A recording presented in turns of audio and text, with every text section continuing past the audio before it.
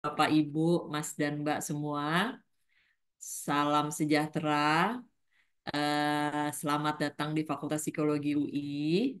Hari ini kita akan kembali mengadakan acara Research Day yang merupakan acara bulanan ya, diselenggarakan oleh Unit Riset dan Pengabdian Masyarakat Fakultas Psikologi UI. Oke, nah senang sekali hari ini topiknya sangat menarik sekali ya. Judulnya itu adalah fleksibilitas kognitif bagi emerging adults, modal utama menghadapi dunia yang terus berubah. Nah, di sini kita sudah hadir juga di tengah-tengah kita narasumber untuk hari ini, Mbak Fani. Halo Mbak Fani, Hai Mbak Ira dan teman-teman semua. apa kabar Mbak Fani? Baik Mbak. Alhamdulillah. Oke, Mbak Fani ini nama cantiknya adalah Stefani Yuanita Indrasari. Beliau adalah dosen dari Fakultas Psikologi UI, sekaligus juga eh, apa namanya mahasiswa S3 ya dari Fakultas Psikologi UI ya, Mbak Fani Ya, saat ini. Nah, sebelumnya mungkin saya akan sedikit menyampaikan dulu siapa Mbak Fani ini, gitu ya. Jadi Mbak Fani ini lulus S1 Psikologi dari Universitas Erlangga, kemudian beliau melanjutkan S2-nya di program Magister Profesi Psikologi, yaitu Psikologi Pendidikan di Fakultas Psikologi UI. Nah, saat ini beliau sedang menjadi mahasiswa di Fakultas Psikologi UI, sedang menjadi mahasiswa S3. Nah, saya dan Mbak Fani ini kebetulan kami di Fakultas Psikologi UI adalah para dosen yang tergabung di lab yang bernama Cognition, Affect, and Wellbeing gitu. Nah, jadi senang sekali hari ini kami bisa memberikan apa ya menjadi narasumber ya di acara Research Day hari ini. Nah, sebelum memulai acara, Mbak Fani, mohon maaf, saya mungkin akan menyampaikan sedikit tata cara kegiatan pada hari ini. Jadi ya. hari ini nanti setelah tadi kita berkenalan dengan Mbak Fani, nanti kita akan mendengarkan pemaparan materi dari Mbak Fani. Nah, setelah itu kemudian akan disambung dengan diskusi dan tanya jawab. Nah, selama pemaparan materi, kami mohon para peserta harap di-mute, mematikan mic atau audionya. Dan selama kegiatan berlangsung, nanti kami mohon izin, panitia akan mendokumentasikan acara ini.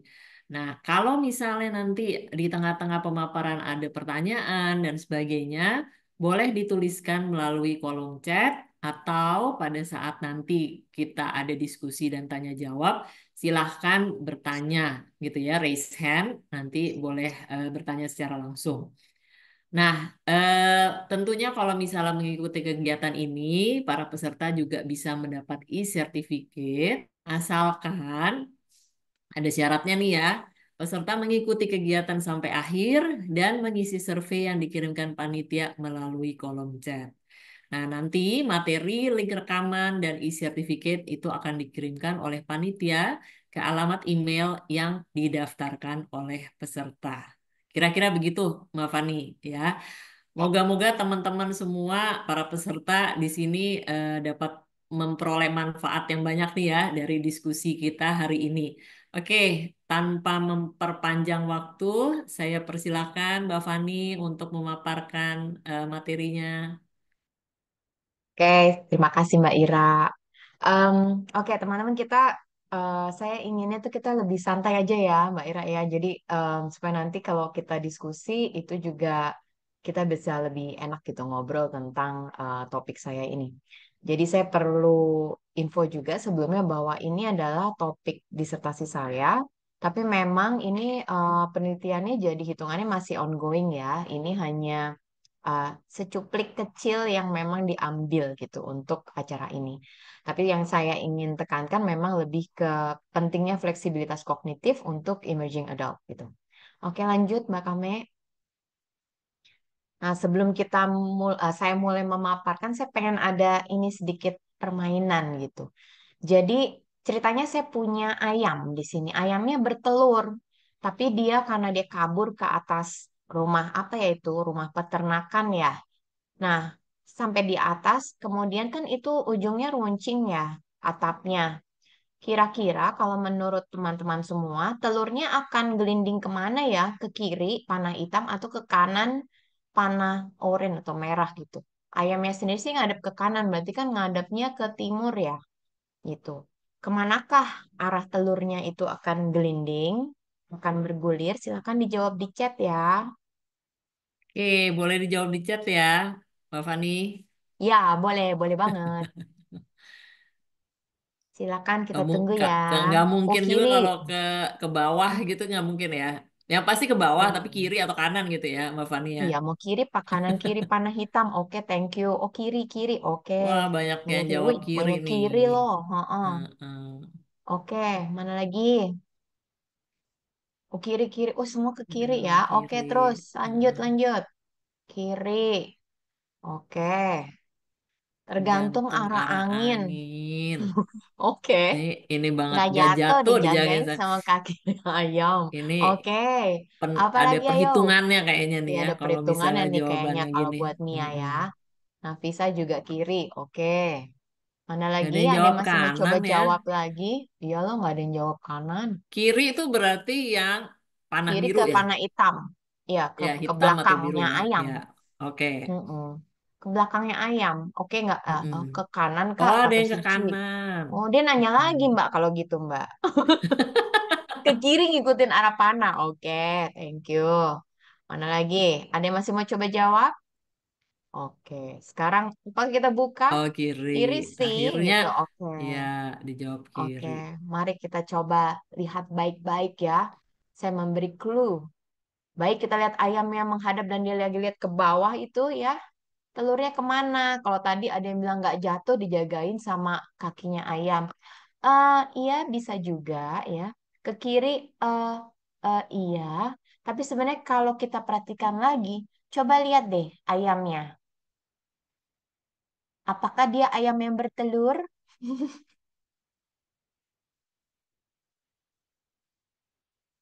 Iya, bukan. Iya, dia ayam jantan, betul. Nah, kita judulnya kena prank nih ya sama Jadi Mbak dia tidak Fani. bertelur. Tapi tadi jago juga sih yang bilang itu telurnya nggak jatuh, dijagain sama kakinya ayam. Hehe, bener juga ya. Kalau kaki eh, ada yang kira-kira, misalnya nih Mia deh, Mia boleh buka mic-nya nggak? Kenapa kepikiran nggak jatuh? Kebayang kakinya ayam jago ya? Kakinya ayam Em, jago, nggak kebayang tahu nggak? ayam nggak tahu ayam jago sih Mbak. Tapi Oh gitu. karena kan ayamnya melihat telurnya dan mungkin tuh telur satu-satunya jadi dia bakal jagain. Terus dia akan nahan kalau Iya. akan jatuh. Gitu ya. Saya juga bisa tuh, oh terpikir juga ya nih Mia dijaganya emang nggak jatuh. Betul, itu opsi yang sangat baik gitu. Ada lagi alternatif yang lainnya adalah bahwa dia memang jagain telur ya gitu. Terus emang emang nggak jatuh karena dia punya apa kalau ayam jago kan punya kayak taji ya. Apa kayak ada kayak apa si kakinya itu agak beda. Jadi mungkin emang ditahan sama dia di tengah-tengah aja. Nggak bakal jatuh sih gitu. Oke, sis, ini sekilas aja ya, sedikit perkenalan tentang fleksibilitas kognitif gitu. Nanti akan kita bongkar apa sih itu gitu ya. Yuk lanjut yuk, Mbak Kame. Ya, jadi saya mau jelaskan dulu. Sebenarnya di sini kan nanti yang akan saya bahas konsepnya adalah tentang emerging adult gitu. Kalau kita bahas tentang emerging adult, ada yang menyebutkannya sebagai orang muda gitu. Tapi sebenarnya saya akhirnya nggak terlalu banyak memakai istilah orang muda karena itu juga sangat luas sekali artinya gitu. Kalau dilihat dari umur aja, sebenarnya ini ada 18 sampai 25 tahun kalau menurut Arnett yang 2000 sama 2004. Tapi makin ke sini sebenarnya cukup ada ralat lagi. Jadi ternyata sebenarnya makin dipanjangin ke belakang. Jadi bisa up to 29 tahun bahkan gitu ya. Jadi ukurannya juga ketika orang muda ini belum menikah, dia memang masih di tahapnya sebenarnya masih di emerging adult. Tapi ketika dia umurnya misalkan 22 tahun, tapi kemudian dia menikah, itu sebenarnya dia udah pindah stage berikutnya. Jadi udah bukan emerging adult lagi gitu. Yang dikatakan emerging adult di sini ada ciri-ciri tertentu gitu. Kalau menurut Arnett di situ yang pertama masa di mana dia masih mengeksplorasi identitasnya gitu. Kemudian juga biasanya dia mengalami ketidakstabilan karena mulai belajar mandiri ya, mulai belajar menjadi orang dewasa, namanya adult yang emerge gitu. Jadi memang kayak baru nongol, baru muncul gitu, sehingga memang di sini ada hal-hal yang mungkin dia baru mulai belajar sendiri gitu. Entah dalam hal misalnya mengatur keuangan atau mengambil keputusan yang terkait dengan misalkan ada relasi, tempat tinggal dan lain-lain gitu ya. Pendidikan juga dari SMA pindah ya dia menjadi pendidikan tinggi atau sudah ada juga yang mulai langsung bekerja gitu. Nah, kemudian juga sebenarnya di emerging adult ini juga yang menjadi khas adalah mereka sebenarnya berada di tengah-tengah. Jadi selepas remaja tetapi belum juga jadi penuh menjadi orang dewasa gitu. Jadi masih feeling in between, merasa di tengah-tengah. Sebenarnya masih muda, remaja atau udah dianggap dewasa gitu.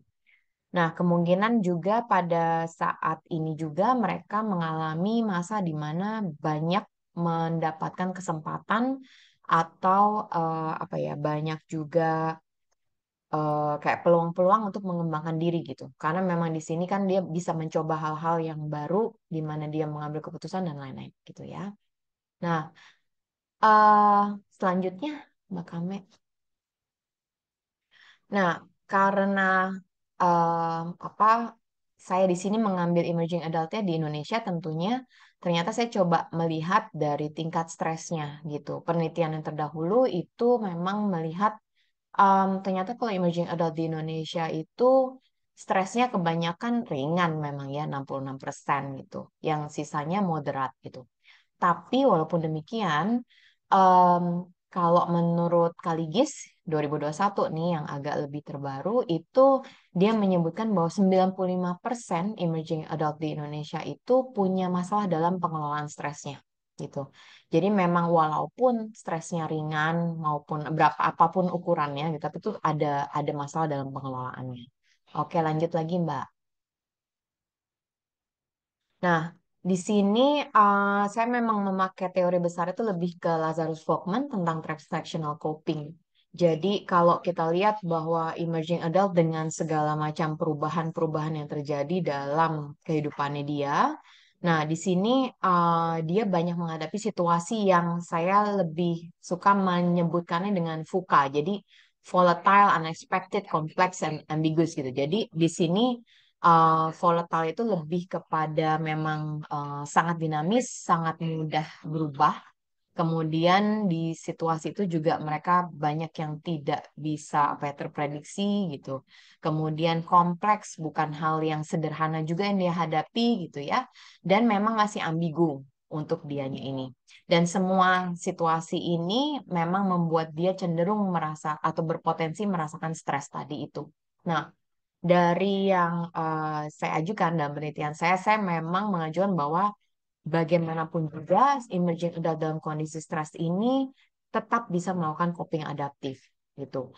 Nah, yang saya maksud dengan coping adaptif adalah segala upaya berpikir dan berperilaku yang secara konstan memang dilakukan oleh individu supaya dia bisa mengatasi segala macam tuntutan yang berasal dari dalam dan luar dirinya dia melalui pemilihan strategi coping yang lebih adaptif gitu. Oke, next, Mbak. Nah, gimana caranya gitu. Nah, saya mengajukan di sini karena ada si fleksibilitas kognitif ini gitu. Nah, seperti apa sih fleksibilitas kognitif ini? Monggo Mbak, selanjutnya lagi. Jadi kalau dilihat dari dua kata ini sebenarnya kalau kognitif kan kita biasanya melibatkan ada apa ya penyelesaian masalah, kemudian di dalamnya juga ada unsur apa berpikir kritis, ada menyambungkan gagasan atau mungkin dia ada menganalisis, mensintesis informasi dan lain-lain itu. Sementara kalau fleksibilitas kan kita lihatnya lebih apa ya lebih lentur, dia mungkin bisa melihat dari suatu hal yang berbeda gitu sehingga di sini definisi yang saya pakai memang lebih kepada Kanas yang kemudian saya modifikasi yang terbarunya Dennis dan Van der Waal. Jadi fleksibilitas kognitif merupakan sebuah kemampuan mengadaptasi strategi berpikir ketika individunya menghadapi situasi yang baru dan tidak terduga gitu. Nah, pada penelitian yang terbaru, Dennis dan Van der Waal lebih menjelaskan kembali bahwa di dalam kemampuan ini itu ada dimensi yang ada dua dimensi di dalamnya, di mana ada yang kontrol, di mana memang dia merasa bahwa dia mampu, dia bisa menghadapi situasi itu, bisa mengatasi apa yang terjadi di dalamnya. Dan yang kedua adalah dari dimensi alternatif, di mana dia bisa melihat suatu masalah atau situasi itu dari perspektif atau sudut pandang yang berbeda di luar dirinya dia. Selain itu juga dia juga jadi mampu menghasilkan berbagai alternatif solusi untuk mengatasi masalah yang dia sedang hadapi gitu. Nyambung lagi Mbak, lanjut. Nah, ciri utamanya apa sih sebenarnya dalam fleksibilitas kognitif ini gitu kan? Tadi disebutkan ini merupakan suatu kemampuan. Nah, karena di sini masuk sebuah kemampuan, maka kemampuan ini dapat terjadi melalui proses belajar yang dia lakukan berdasarkan pengalamannya. Pengalamannya ketika apa? Ketika dia tentunya berinteraksi dengan lingkungannya dia, gitu ya. Kemudian yang ciri kedua adalah fleksibilitas kognitif ini melibatkan terjadinya adaptasi dalam arti penyesuaian strategi berpikir, gitu. Strategi berpikir yang dimaksud di sini adalah semacam mungkin taktik atau urutan tindakan yang dilakukan oleh individu dalam upaya untuk mencari pemecahan masalahnya dia, gitu. Dengan demikian, adaptasi strategi pada fleksibilitas kognitif dapat mengakibatkan terjadinya perubahan perilaku berpikir dalam proses pemecahan masalahnya yang kompleks. Dan ciri yang ketiga, ini adalah karena tadi kita ngomongin dari tadi kan proses adaptasi strategi berpikir gitu ya. Nah, ini dilakukan, ini mah terjadinya ketika seseorang tuh menghadapi kondisi lingkungan yang memang bisa dikatakan baru. Dia nggak pernah menghadapi itu sebelumnya. Dan memang tidak dia duga.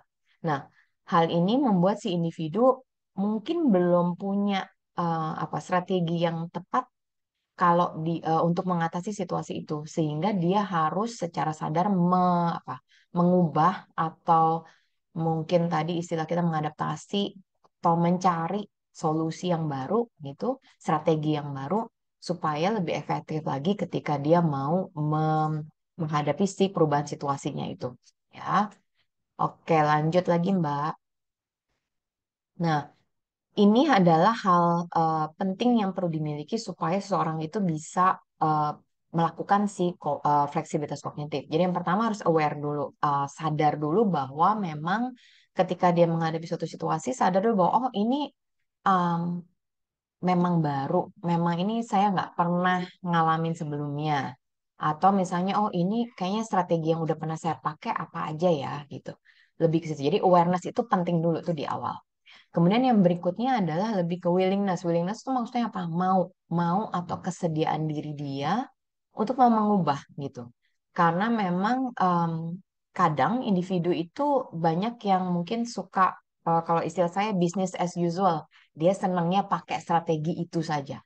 Karena memang selama ini mungkin berdasarkan pengalamannya dengan strategi tertentu yang dia biasa terapkan itu berhasil terus gitu. Nah, ketika dia menghadapi situasi yang nggak bisa pakai strategi yang lama, di sini butuh yang namanya kemauan kesediaan diri untuk berubah, untuk mencari tahu lagi apa yang memang perlu supaya dia bisa punya strategi yang beda gitu ya.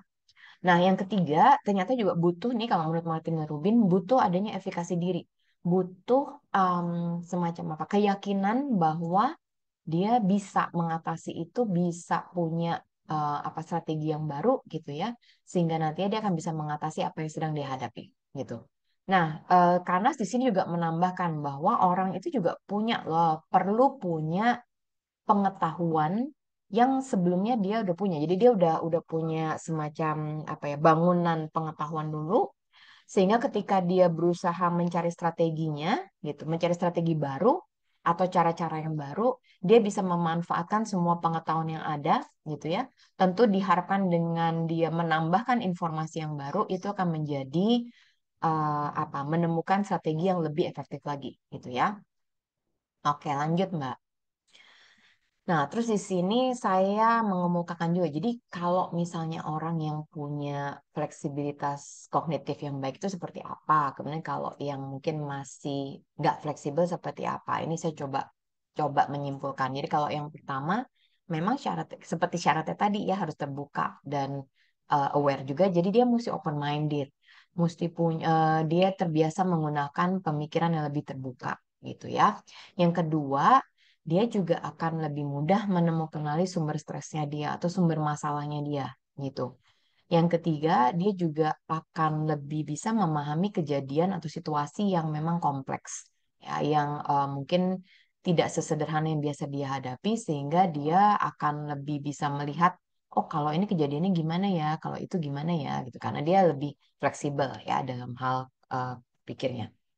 Yang keempat, itu juga dalam menemukan alternatif solusi masalahnya juga biasanya kan lebih mudah orang-orang ini, karena dia pun misalnya pengetahuan yang nggak cukup, dia akan berusaha untuk mencari pengetahuan baru sehingga dia akan lebih punya apa ya modal yang kuat untuk bisa dapat jalan keluar lagi yang lain gitu ya.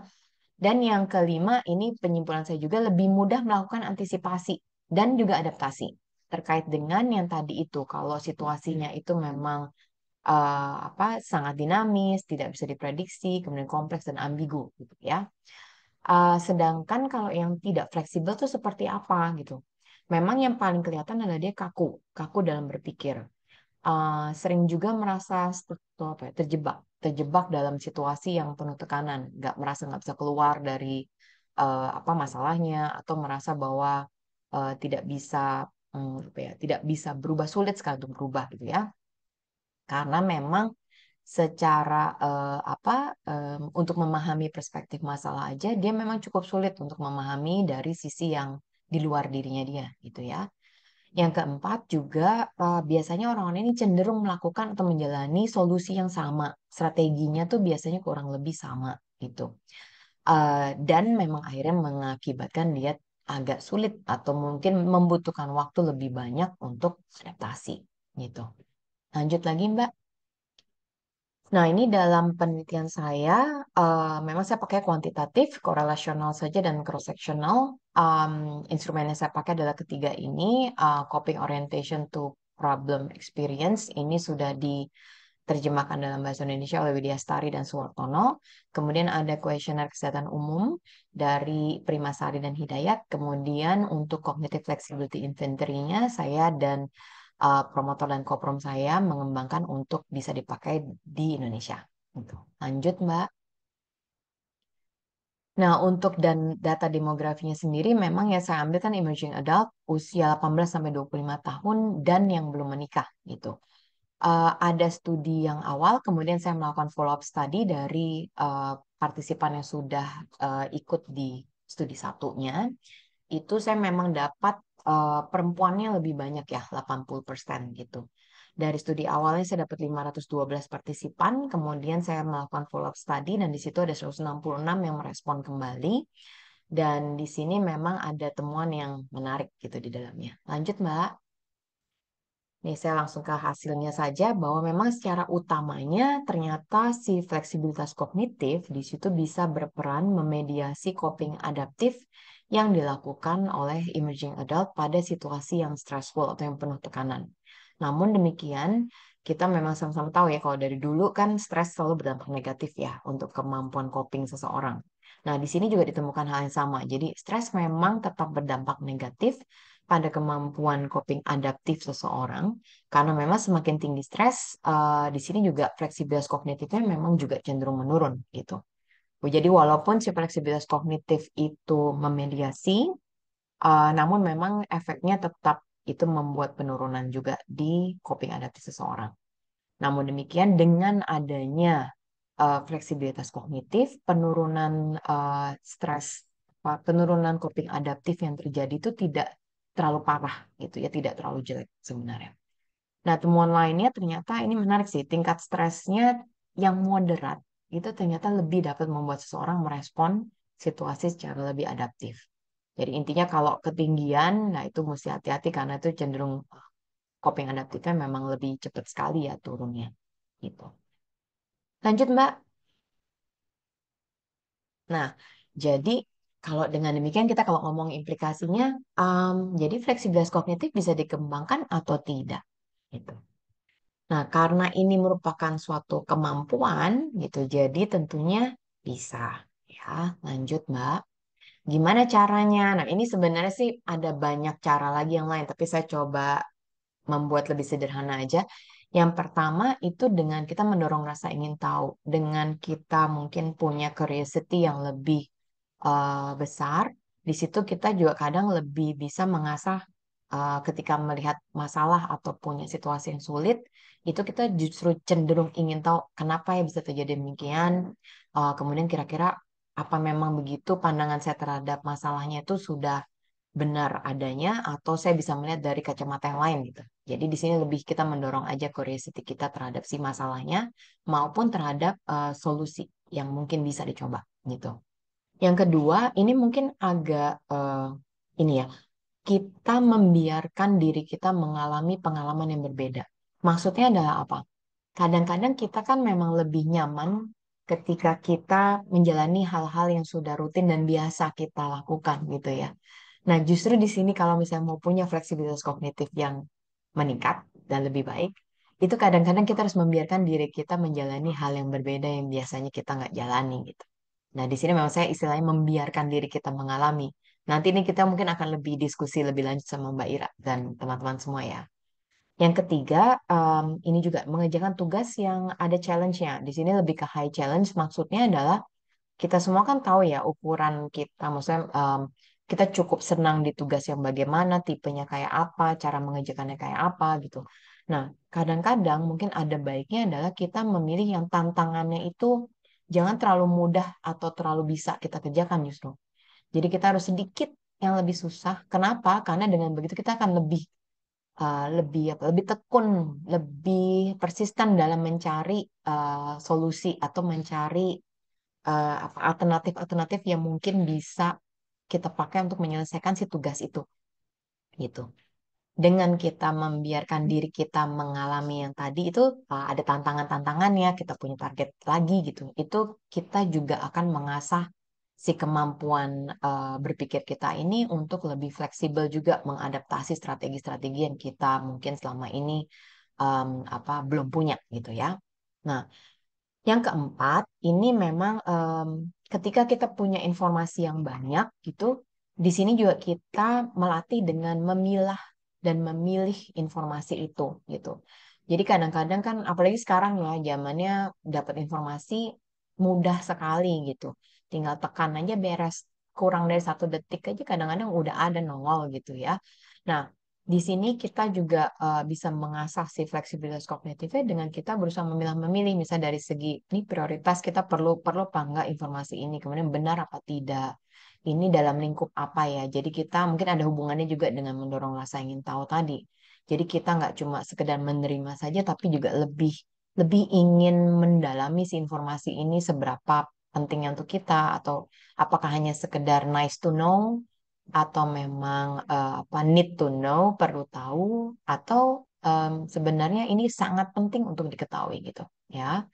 Yang keempat, ini menerima dukungan dan umpan balik. Maksudnya begini, kalau misalnya kita memang sudah sadar kita mungkin pribadi yang kaku misalkan, nah kalau ada feedback dari orang lain tentunya, kadang kan kita suka dikasih tahu gitu kamu sebenarnya bisa loh nyoba dengan cara yang ini, atau misalnya coba coba deh lihat dari cara yang lain atau sudut pandang yang lain gitu. Nah, itu diterima gitu ya. Karena memang dengan adanya feedback atau masukan dari orang lain, ini bisa membantu kita buat menyadari bahwa oh kita perlu berubah, itu dulu aja gitu.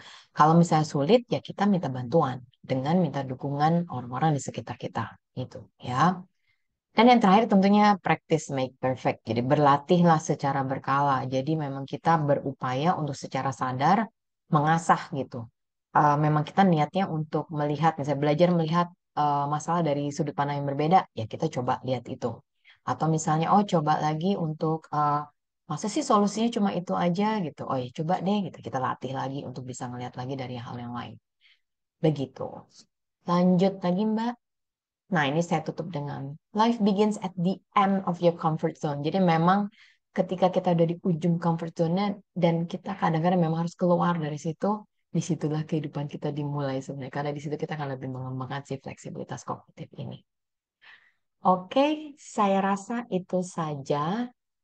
terima kasih untuk waktunya. Mbak Ira, monggo. Oh ya, ini ada referensi yang saya pakai, lumayan banyak. Nanti materinya ini akan dibagikan ya oleh tim RPM-nya psikologi. Tenang aja. Oke, sekarang question and answer. Monggo Mbak Ira. Ya, terima kasih Mbak Fani. Keren banget ya. Ternyata memang kayaknya fleksibilitas kognitif ini memang sangat diperlukan ya. Tapi saya rasa mungkin nggak cuman emerging adults ya Mbak Fani ya. Tapi bisa Betul, di seluruh semuanya.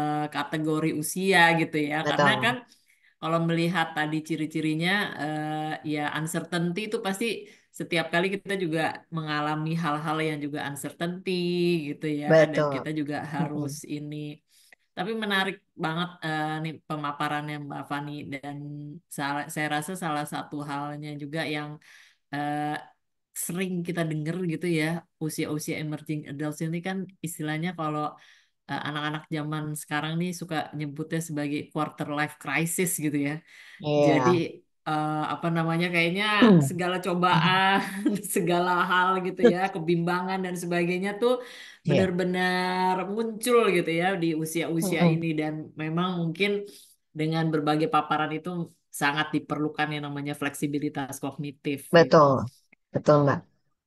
Apalagi sebenarnya Oke. gini sih Mbak, Mm-mm. kalau yang Mm-mm. apa saya juga temukan, kan kalau di Indonesia tuh kebanyakan juga ketika lepas SMA gitu, kadang kan beberapa anak juga udah dituntut untuk kayak, ya kan kamu udah gede gitu, udah bisa dong ini. Mm-mm. Padahal kalau sampai dengan SMA dia banyak tinggal di rumah misalkan, tidak terlalu banyak diberi kesempatan untuk mengelola uang misalkan, ketika dilepas kan juga kaget ya gitu.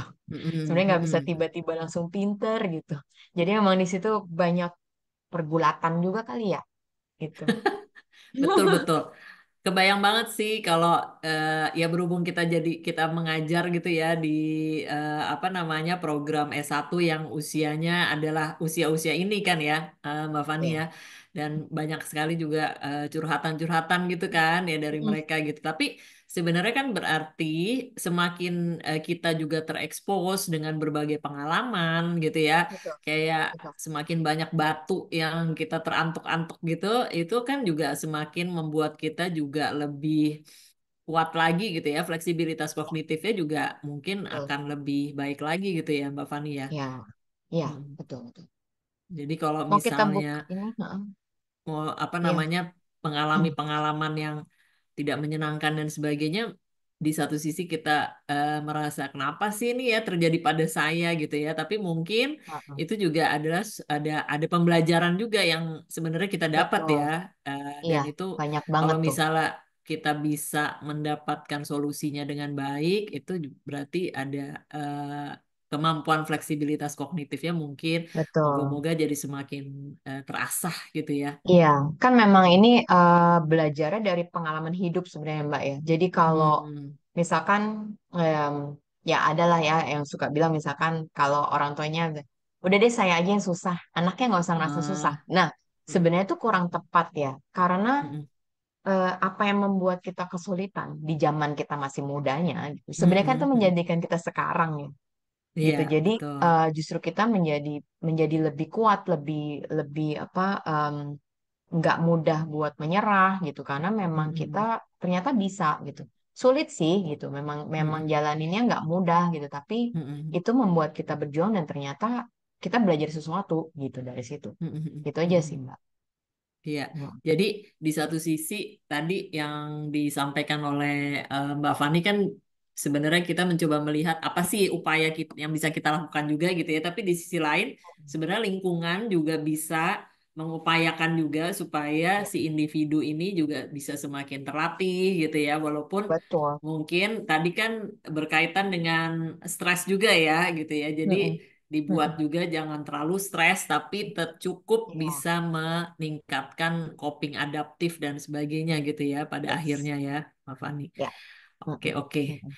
Sip banget. Nah, ini teman-teman, buat para peserta Research Day, silahkan kalau misalnya ada yang mau bertanya, apakah ada pertanyaan?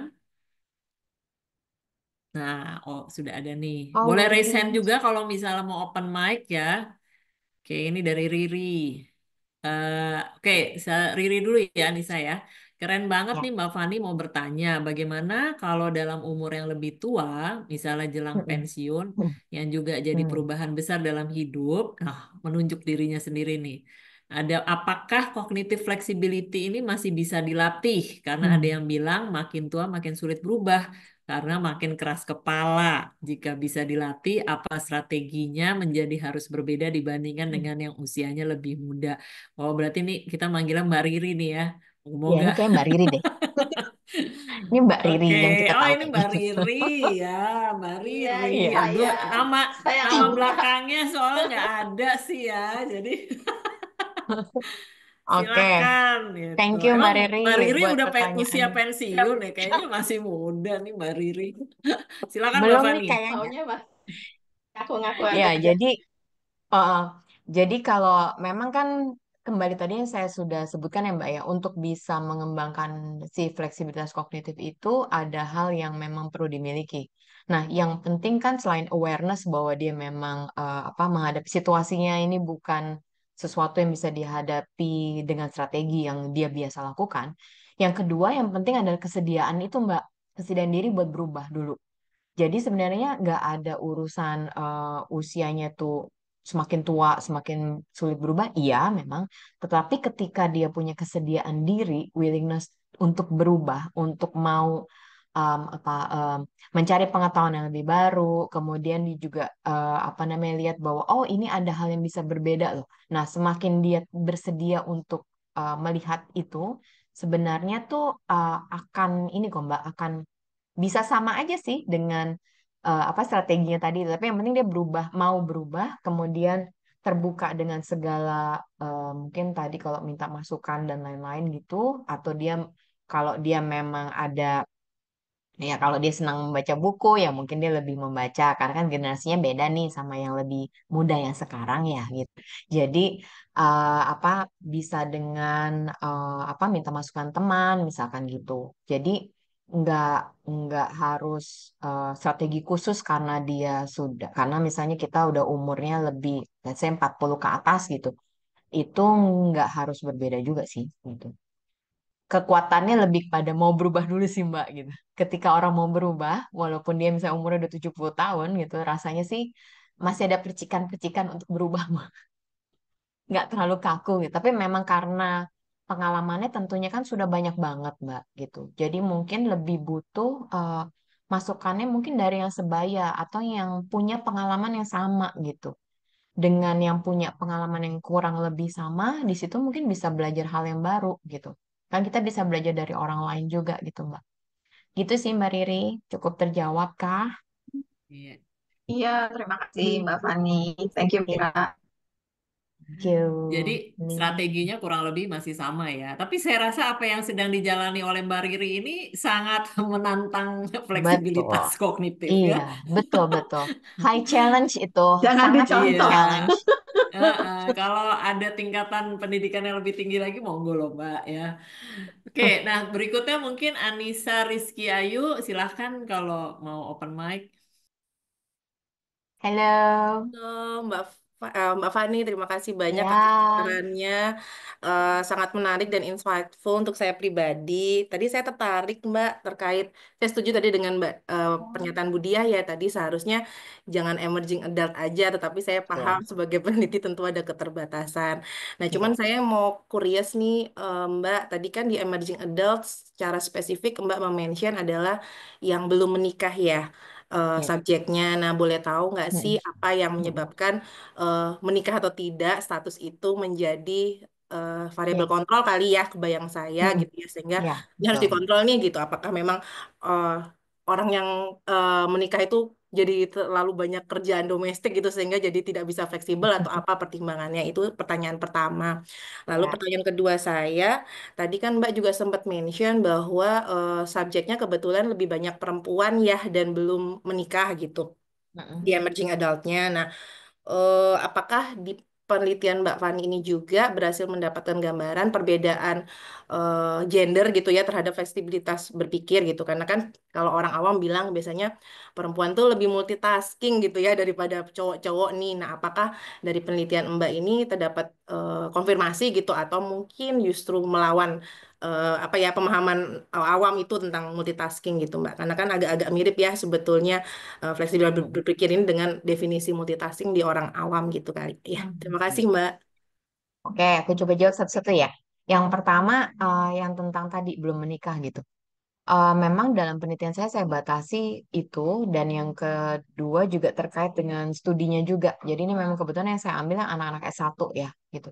Kenapa demikian? Karena memang dinamika kehidupannya pada saat udah mengambil S1, S2 apalagi S3 itu walaupun umurnya masih di rentangnya emerging adult gitu, tetapi ketika mengambil studi yang berbeda ini ternyata memang punya tantangan yang berbeda-beda gitu, sehingga memang saya hanya membatasi di S1 untuk pertama itu. Yang kedua, kalau yang belum menikah ini sebenarnya memang penelitiannya saya menuju pada si Arnett kan ya.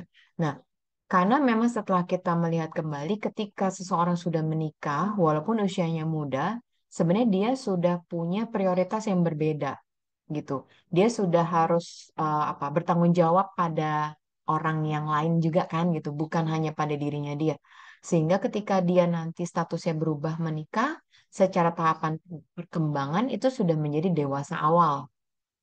Dia sudah bukan lagi di emerging adult. Jadi untuk tugas perkembangannya juga sudah berbeda. Apalagi nanti kalau udah mulai berpikir punya keturunan dan lain-lain, nah itu udah prioritasnya udah menjadi berbeda gitu. Jadi yang murni ciri-cirinya emerging adult sendiri di situ menjadi sudah bercampur gitu. Bahwa memang kan tadi di setiap tahapan juga Mbak Ira sempat mention bahwa memang kan semua instability itu ada pada semua tahapan. Iya tentunya. Tetapi ciri yang khas pada emerging adult memang lebih ke benar-benar transisi dari remaja menuju dewasanya itu gitu gitu sih Mbak Anissa. Jadi ketika dia sudah menikah itu nanti akan udah masalahnya beda lagi gitu. Lebih itu yang pertama. Yang kedua terkait gender, memang ini sempat saya olah juga dan memang masih saya olah lagi. Tapi sejauh dari penelitian yang saya jalani ini tidak ada perbedaan yang signifikan Mbak antara perempuan dan laki-laki. Itu ternyata dua-duanya itu uh, uh, beda poin sedikit sekali, tapi sebenarnya sama saja. Rentangnya sama saja gitu. Jadi tidak ada perbedaan signifikan antara fleksibilitas kognitif perempuan dan laki-laki gitu. Dan memang sebenarnya itu pun tidak ini ya, bahkan tidak ada tuh ada penelitian yang terdahulu itu berbeda katanya kalau jurusan tertentu gitu ya. Nah, tapi kalau yang kemarin saya ambil itu tidak ada perbedaan juga. Jadi jurusan nggak ada perbedaan, gender juga nggak ada perbedaan. Jadi intinya semuanya butuh fleksibilitas kognitif. Itu aja sih Mbak Anissa. Gitu. Mau nanya Oke, lagi? Ada lagi? makasih banyak Mbak Fani. Iya, Enggak sih, cuman curious aja gitu. Karena kan kalau orang iya. awam suka bilang perempuan tuh biasanya lebih multitasking daripada Heeh. bapak-bapak nih gitu. Karena bisa sambil ngomong anak, bisa sambil Iya, istri, bisa gitu ya. Makanya saya iseng aja nanya karena tadi kebetulan Mbak mention. Thank you ya Mbak, terima iya. kasih banyak. Makasih. Terima kasih, Iya. Anissa. Oke, ini kita gantian ya antara yang di chat sama yang raise hand.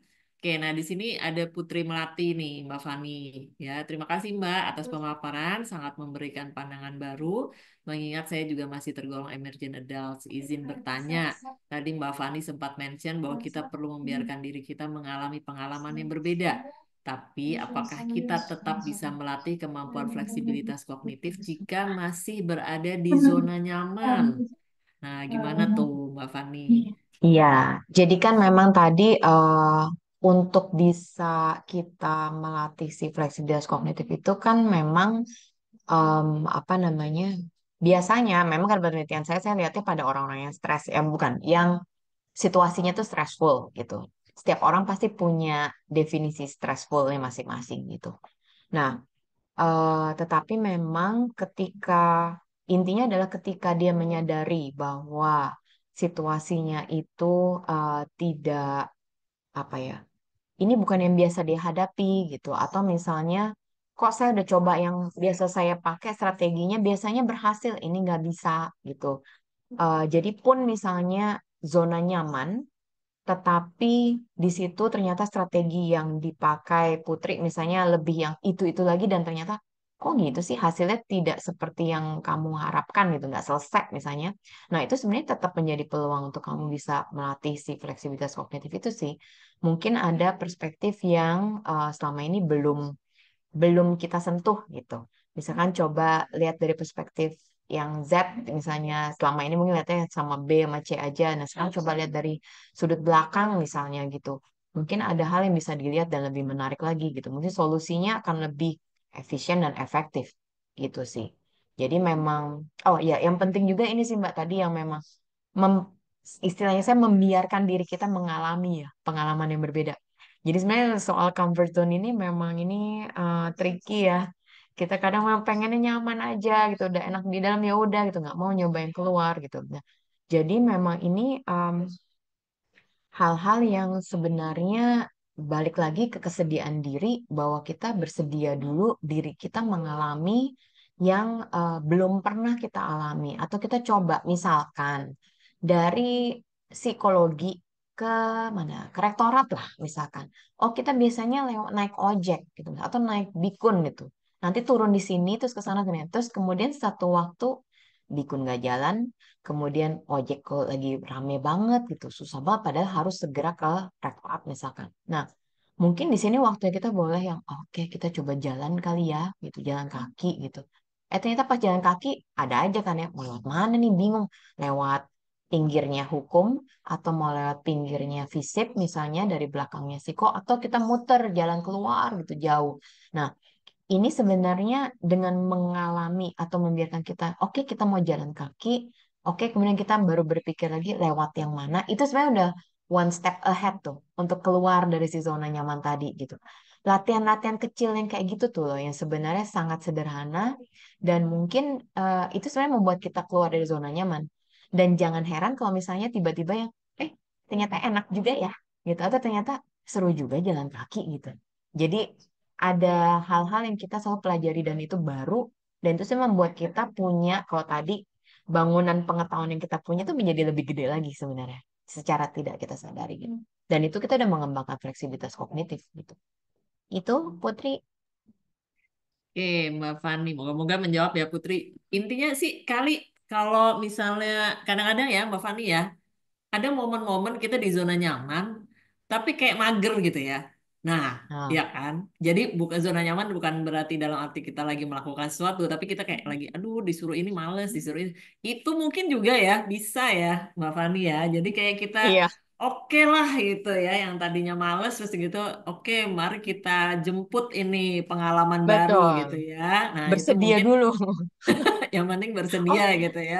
sadar untuk Kadang-kadang justru magernya udah bagus loh, Mbak. iya. Orang sadar bahwa dia mager itu udah bagus loh. Berarti Udah sebenarnya, bagus oh ya. ya, berarti selama ini aku mager ya. Berarti what should I do gitu. Berarti aku harus Heeh, ngapain ya gitu. Kalau misalnya emang mau bergerak untuk menuju arah yang berbeda ya berarti habis aware ya willingness to change dulu gitu. Berubah dulu, mau berubah dulu. berubah. Mau ya, udah Mau ya, mau yang aja. penting mau dulu ya, Mau dulu niat. ya. Bahwa Dan kemudian akan dia lebih bagus melakukan. terus Iya, melakukan ya. iya Soalnya bener. pengalaman aku sendiri tuh sering kali gitu tuh, Mbak Fani. Jadi kayak misalnya disuruh apa gitu ya, aduh males banget, tapi ya udah deh dilakonin aja ya. Tapi ternyata Iya, ujung-ujungnya pas dilakonin, ih ada hasil yang kita nggak expect iya, gitu ya. Dan iya itu betul. kayaknya justru menarik gitu, surprising Iya, tapi jadinya menarik. Oke, nah betul. selanjutnya nih Mbak Suci nih, Oh silakan iya, Mbak Suci yang udah raise hand. Halo, sebelumnya terima kasih kepada mbak-mbak di sini yang hebat-hebat banget dari tadi saya mendengarkan. Tapi sebelumnya saya minta maaf karena belum bisa on cam ya, Bapak karena ada eh, masalah. Sebetulnya saya nggak ingin apa-apa bercerita Mbak Suci. sedikit. Sejak SD saya mengalami bullying selama 6 tahun dan di sana saya memiliki ketertarikan untuk maju. Lalu saya apa ya melihat kepada orang-orang yang pernah membuli saya gitu, kayak interaksi mereka seperti apa sehingga saya berpikir ketika saya masuk SMP, saya harus meningkatkan emosional saya menjadi sekian, terus saya harus menurunkan eh, apa kayak ketakutan saya. Hal itu benar terjadi, Ibu, ketika di SMP saya jadi memiliki benteng untuk diri saya sendiri. Namun orang-orang merasa saya berbahaya saat itu karena saya terlalu mementingkan emosional saya. Nah, dari tindakan tersebut, untuk menghindari bullying saya di masa SMP, apakah hal tersebut merupakan bagian dari fleksibilitas kognitif? Itu yang pertama, Ibu. Terus yang kedua, jika iya, apakah atau bagaimanakah cara untuk menerapkan fleksibilitas kognitif ini pada orang-orang yang merasakan bullying? Mengingat tidak semua orang-orang yang mengalami bullying dapat survive keluar dari zona tersebut, Ibu, Hmm, gitu. Apalagi kan oke. bullying ini tidak menyangkut umur ya, Bu ya, kayak ada berita-berita segala macam gitu. Iya. Nah, untuk menyadarkan mereka gitu, Bu, seperti Oh, orang-orang seperti saya gitu, melalui fleksibilitas fleksibilitas kognitif ini apakah mungkin, Ibu? Sebelumnya terima kasih banyak, Ibu. oke. Langsung ya, Mbak. Silakan Mbak Fani. Ya, ini Oke, menarik banget ya Suci, pertanyaannya. thank you banget ya udah sharing ya pengalaman kamu gitu. Tapi sebenarnya kalau tadi saya dengarkan yang Suci lakukan sih tuh udah oke banget loh gitu. Untuk kamu bawa aware kamu mengalami tentunya ketidaknyamanan ya selama menjalani kamu dibully selama SD. Kemudian ketika SMP kamu berarti sudah punya apa keinginan untuk berubah gitu. Udah punya kesediaan diri buat berubah dan memang kamu berubah dan itu menambah somehow itu menambah justru malah orang lain jadi ngeliat kamu berbahaya tadi istilah kamu ya gitu. Em, mungkin jadinya sangat berbeda gitu dengan waktu kamu SD gitu. Cuma sebenarnya hal ini tidak apa-apa kalau menurut saya asalkan memang kan Suci seperti kalau saya perhatikan tadi Suci melakukan ini terus ya kayak refleksi kembali gitu, ngelihat lagi, aku udah bener apa enggak sih gitu. Jadi sebenarnya Suci mengukur sih apa yang kamu jalani gitu. Dan itu tidak apa-apa gitu. Kalau misalnya yang dilakukan itu menurut kamu sudah menjadi strategi yang cukup tepat untuk paling tidak adaptif menurut kamunya dulu aja gitu. Kemudian kamu coba berkaca untuk lingkungan lainnya gimana ya, buahnya gimana. Kalau misalnya tadi udah ada feedback berarti kan, Suci kayak kamu terlalu ini deh, terlalu mengutamakan dirimu sendiri misalnya gitu. Oh berarti itu jadi masukan kan buat Suci untuk, oh ya berarti nih aku mungkin strateginya perlu aku rubah sedikit gitu. Gimana caranya supaya lebih pas buat orang yang berinteraksi dengan aku tuh nggak jadi takut misalnya itu kan juga kamu mengadaptasi lagi tuh strategi kamu secara nggak sadar tentunya gitu dengan kamu juga mungkin mencari masukan lagi dari orang yang lain apa benar kayak gitu tanya lagi orang yang lain lagi gitu jadi ingat bahwa tadi ada poin yang kamu eh, minta dukungan sama orang lain dan minta feedback gitu karena memang seringkali kita kurang menyadari bahwa kita mungkin tadi itu ya kita melakukan maksudnya kita pengembangan diri, tetapi mungkin orang lain menangkap itu sebagai sesuatu yang terlalu ekstrim sehingga itu malah menjadi tidak nyaman untuk orang lain gitu. Jangan-jangan malah jadi Suci menjadi membuli orang lain tapi Sucinya nggak sadar gitu misalkan. Jadi, nah ini coba minta feedback dari orang-orang dekat aja gitu kalau memang Suci cukup nyaman untuk meminta feedback itu dan dengan feedback itu Suci berusaha lagi mengubah strateginya sampai akhirnya kamu menemukan pola yang pas untuk bisa berinteraksi dengan orang lain dengan nyaman gitu. Nah, kemudian pertanyaan yang tadi, kalau kita mau bantu orang gimana gitu? Em, memang kan selain kalau sebagai korbannya, yang kalau memang itu dia nggak bisa apa mungkin nggak mampu untuk membantu dirinya sendiri, ada orang-orang lain juga. Misalnya di sini Suci sebagai pemerhati yang memang tahu kejadian ada orang dibully misalkan gitu. Nah di situ kan kamu bisa berperan untuk bisa bantu angkat orang itu gitu intinya. Atau misalkan diberikan untuk si korban biasanya sih yang paling eh, apa ya paling mudah pertama dikasih tahu juga untuk asertif dulu misalkan. Tapi kalau asertif sulit karena dia terlalu banyak apa mungkin yang pelakunya terlalu banyak sehingga dia memang kalah jumlah lah gitu ya. Nah, itu berarti mungkin ada suatu hal yang mungkin harus dikasih tahu lagi ke lingkungan lain ya. Dukungannya berarti harus ditambah lagi. Gitu aja sih Suci. Tapi konteksnya kalau bullying ini memang luas banget sih ya Mbak Ira ya. Nggak bisa lihat dari em, satu ini aja. Tetapi intinya adalah ketika kamu sebagai pribadi tadi, Suci memang nanya gitu. Menurut saya itu udah upaya banget untuk kamu keluar dari comfort zone kamu. Mungkin selama ini kamu diam saja. Nah, sekarang kamu udah berusaha untuk angkat suara gitu paling enggak gitu. Demikian Suci, masih ada yang mau ditanya atau diskusi lagi? Sudah cukup, Ibu. Oke, Terima kasih banyak. iya, terima kasih. Bermanfaat sekali. Iya, thank you. Oke, iya.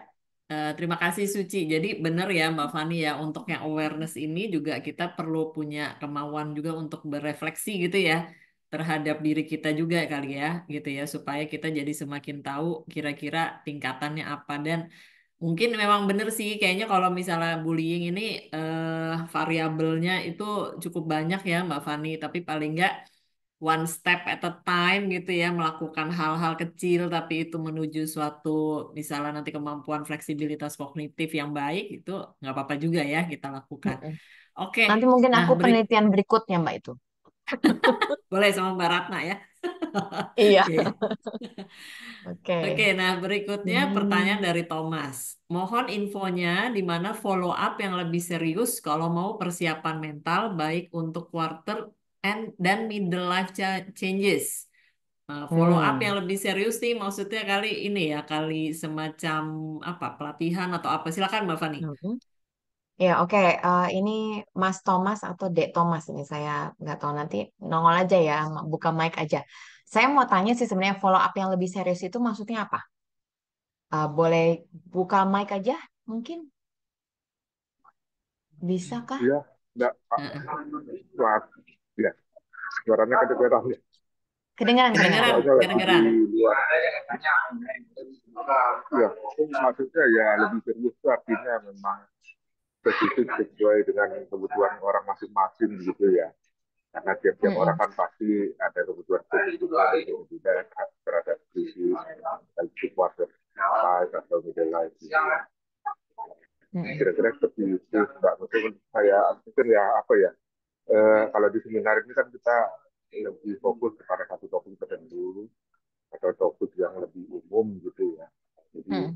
mungkin butuh follow up yang lebih Mm. spesifik masing-masing Oke, situasi masing-masing orang. Gitu. Makasih. oke. Oke, aku coba. Semoga benar jawabanku ya. Sebentar. Aku coba mikir juga. Follow up serius mungkin memang intinya mau mengembangkan diri yang jelas gitu. Nah, terus mau persiapan mental ketika nanti ngadepin quarter sama middle life crisis kali ya, maksudnya ya Heeh. gitu. Em, ya memang tadi di awal apa Mbak Ira sempat mention juga bahwa memang ini sebenarnya suatu kemampuan yang diperlukan untuk semua usia gitu ya. Apapun tahapan perkembangannya, iya betul. Bahwa memang ketika nanti kita menghadapi perubahan-perubahan dalam kehidupan, apapun itu, mungkin tadi kalau istilah saya VUCA tadi itu, bahwa memang kan apapun yang kita hadapi, kadang-kadang yang kita duga akan terjadi, kadang-kadang nggak seperti itu kejadiannya. Atau misalnya tadinya kita udah merasa nyaman dan aman dengan, misalnya kita udah punya tabungan yang banyak, nggak taunya suatu waktu kejadian, amit-amit ya, atau malah mengalami kebangkrutan dan lain-lain. Sehingga kita harus mengubah sedemikian rupa mungkin cara hidup kita, gaya hidup kita, dan lain-lain gitu ya, supaya memang kita cukup dan bisa mampu menghadapi perubahan yang baru ini gitu. Tapi memang pada intinya gimana ya cara mau mempersiapkan mental? Memang kembali tadi itu sadar dulu bahwa hidup ini memang tidak selalu bisa diprediksi gitu. Hidup itu memang kalau saya pakai ini ya, mungkin kalau dulu pernah nonton Forrest Gump ya, itu ada film zaman dulu. Gak tahu ini teman-teman udah pernah nonton apa enggak. Forrest Gump itu jadi life is like a box of chocolate gitu. Yang isinya tuh ada banyak macam. Kita kadang milih yang isinya kalau kita bisa lihat yang oh ini bentuk yang hati nih bener-bener dark chocolate aja. Coklat yang rasanya kayak gitu aja. Tapi ketika kita milih misalnya yang bentuk yang berbeda, oh ternyata dalamnya cherry. Dan kadang-kadang kita ada sesuatu yang kita suka. Tapi kadang juga ada yang kita nggak terlalu suka. Atau bahkan ada yang kita nggak suka sama sekali, akhirnya kita lepeh coklatnya misalnya gitu. Nah, dalam menjalani apapun perubahan yang akan kita hadapin itu juga demikian adanya. Tapi dengan kita sadar bahwa kita melihat dan menatap sesuatu yang mungkin ini bisa jadi cepat berubah dan tidak seperti yang kita bayangkan atau kita prediksi sebelumnya, eh, kita sadar itu dulu, kemudian kita bersedia untuk mau tadi ya ingin dulu untuk berubah, melihat dari cara pandang yang berbeda, Atau kalau kita sulit ya kita minta masukan orang lain gitu. Baru abis itu nggak cuma strategi kita dari ide-ide bahwa kita mau berubah, kita melakukan gitu, mencoba untuk melakukan gitu. Ketika melakukannya pun em, kadang kan nggak selalu berhasil ya. Kita kadang coba dulu gitu. Oh coba deh misalnya eh, apa? Coba deh cara A, ternyata bisa, tapi ternyata cuma 20% berhasil, 80%-nya gagal total. Oke, tapi at least kita bersyukur, oh ada yang berhasil loh 20%. Berarti ada yang bisa kita perbaiki lagi. Dan itu terus tuh mekanisme kayak gitu. Sampai akhirnya kita menemukan kayak pasaran tuh resep yang pas kita bisa cocok untuk ngadepin situasi apapun yang kita hadapi gitu. Jadi mau itu uh, quarter life crisis, mau itu middle life crisis atau whatever itu gitu ya, mau tadi pensiun segala macam gitu. Kalau kitanya siap dan kitanya berkenan untuk berubah, berkenan untuk mau mencoba hal yang baru dan itu kita bisa belajar juga hal yang baru, saya rasa sebenarnya akan aman gitu. Pak Thomas ya berarti kayaknya ya tadi ya dari suaranya. Gitu Pak Thomas, apakah sudah membantu untuk menjawab? Iya, terima kasih banyak, Kak. Iya, oke. Iya, Iya. Eh, Mbak, mungkin boleh satu lagi kali ya. ya. Ya, jadi yang saya tangkap itu untuk menghadapi krisis-krisis orang itu butuh semacam tools, alat-alat, kesiapan-kesiapan mental. Salah satunya tadi itu atau sebenarnya itu tadi dicontohkan berjalan kaki gitu ya, itu supaya fleksibilitas mentalnya terhadap hal-hal yang berubah itu atau perubahan-perubahan atau hal-hal yang baru itu fleksibilitas mentalnya itu terlatih ya. Lewat tadi contoh jalan kaki gitu. Mm-mm. Nah, eh, berarti kan memang berarti ada pertama ada faktor-faktor mental yang diperlukan untuk menghadapi krisis. Satunya, salah satunya keterbukaan tadi terhadap Mm-mm. perubahan, ya, Mm-mm. fleksibilitas dan sebagainya. Itu ada beberapa faktor. Nah, berarti faktor-faktor itu sendiri kan berarti bisa dipupuk, dilatih. Ya, Ada ya. yang lemah jadi kuat kan gitu. Ya. Nah, jadi maksud Mm-mm. saya mungkin ada sistematisnya. Faktor-faktor apa aja yang butuh nih? Dia butuh gigi, dia butuh keterbukaan, Mm-mm. penerimaan, kesadaran, Mm-mm. macam-macam kan gitu ya. Dan itu Mm-mm. bisa dilatih lewat cara satu jalan kaki ke tempat berbeda, mencoba makanan baru, pakai baju Mm-mm. baru Mm-mm. dan sebagainya gitu ya. Ya, Mungkin itu menurut saya satu hal yang diperlukan untuk orang awam juga umum. Jadi ya, ada step-stepnya, mungkin ya mungkin nggak terbatas psikologi ya, ini ada campurnya ke neuroscience juga kan ya, cara kerja otak, iya, kognisi ya, gitu gitu. Makasih banyak. iya, iya. Oke. Thank you, Pak. Kalau gitu cukup menjawab ya. Tapi memang benar, Pak, sesederhana mencoba makanan yang baru itu, seperti itu. Atau misalkan tadi itu mencoba em, apa? Misalkan nih ya, biasa belok kalau ke rumah, misalkan, oh biasa lewat tol, dari tol ke tol gitu. Oh sesekali nyoba jalan biasa yuk gitu. Itu juga lumayan loh Pak. Atau kayak misalnya biasa pakai Google Maps atau pakai Waze atau pakai apalah itu arah penunjuk jalan gitu. Nah sesekali mungkin dilepas itunya. Sehingga kita berpikir untuk gimana caranya menuju ke sana ya. Kalau saya biasanya lewat sini, ternyata kalau di jalan, ini ditutup jalannya, jadi saya harus mikir kan gitu. Itu satu hal yang em, mungkin sangat sehari-hari yang bisa saja kejadian sama kita gitu. Misalkan biasa naik bis tertentu, ternyata satu saat bis itu mogok, nggak ada jalan lain, terus ya harus pakai cara yang berbeda. Nah itu juga sangat bisa sih Pak Thomas gitu. Oke, Mbak Ira, udah mungkin Oke, berakhir. ya terima kasih Mbak Fani. Ya, sekarang masih banyak nih ya pertanyaan. Sebelum ke Caca, ini ada pertanyaan dari Dini Fajri dulu ya. Selamat siang Mbak Fani dan Bu Ira. Apa pertimbangan untuk memilih emerging adults dan bukan adolescents mulai usia 13 tahun sebagai populasi sampel? Terus kemudian bagaimana jika saat dalam mengupayakan fleksibilitas kompleks atau coping adaptifnya tetap menemukan berbagai kesulitan? Dapat terhindar dari analisis paralysis. Terima kasih untuk pemaparan jawabannya. Nah, silakan, Mbak Fani. Oke, saya coba jawab ya. Ini Mbak Dini atau Bu Dini. Jadi untuk yang kenapa saya pertimbangannya memilih emerging adult, bukan adolescent, apalagi mulai 13 tahun ya. Yang pertama memang itu masih benar-benar berkembang juga untuk hal-hal yang kalau untuk di Indonesia itu masih sangat tergantung pada orang tua sebenarnya kebanyakan. Dan apa jadi transisi untuk upaya melatih fleksibilitas kognitifnya di situ juga masih apa ya? Masih sangat terbatas. Jadi saya kurang bisa melihat. Tapi kalau saya sebagai peneliti sebenarnya juga sesederhana bahwa kalau di bawah umur 18 tahun saya harus mendapatkan informed consent-nya juga lebih banyak lagi gitu karena tidak sesederhana saya ke sekolah untuk kasih terus langsung kasih lembar penelitian saya gitu. Jadi perizinannya juga biasanya lebih harus dilihat kembali gitu. Kebetulan untuk alat-alat yang saya pakai memang ini untuk yang emerging adult umurnya gitu. Dan kemudian bagaimana jika yang tadi ya fleksibilitas kompleks atau coping adaptif tetap menemukan berbagai kesulitan? Um, ya oke. Bu Dini di sini bisa buka mic gak? Saya boleh tanya yang dimaksud nggak? Karena saya takutnya salah, salah tangkep. Yang dimaksud Yes. dengan analysis paralysis itu apa ya? Ini in my limited knowledge ya, Mbak Fani ya. Jadi yang saya paham ini analisis paralysis ini adalah bahwa ketika ini kan orangnya dalam keadaan stres ya kita bicaranya tadi. Nah, Mm-mm. dalam keadaan stres tersebut kemudian kita akan mengarahkan untuk Putus. dia Oh. supaya berusaha memiliki fleksibilitas kompleks agar tercapai coping adaptif tadi ya.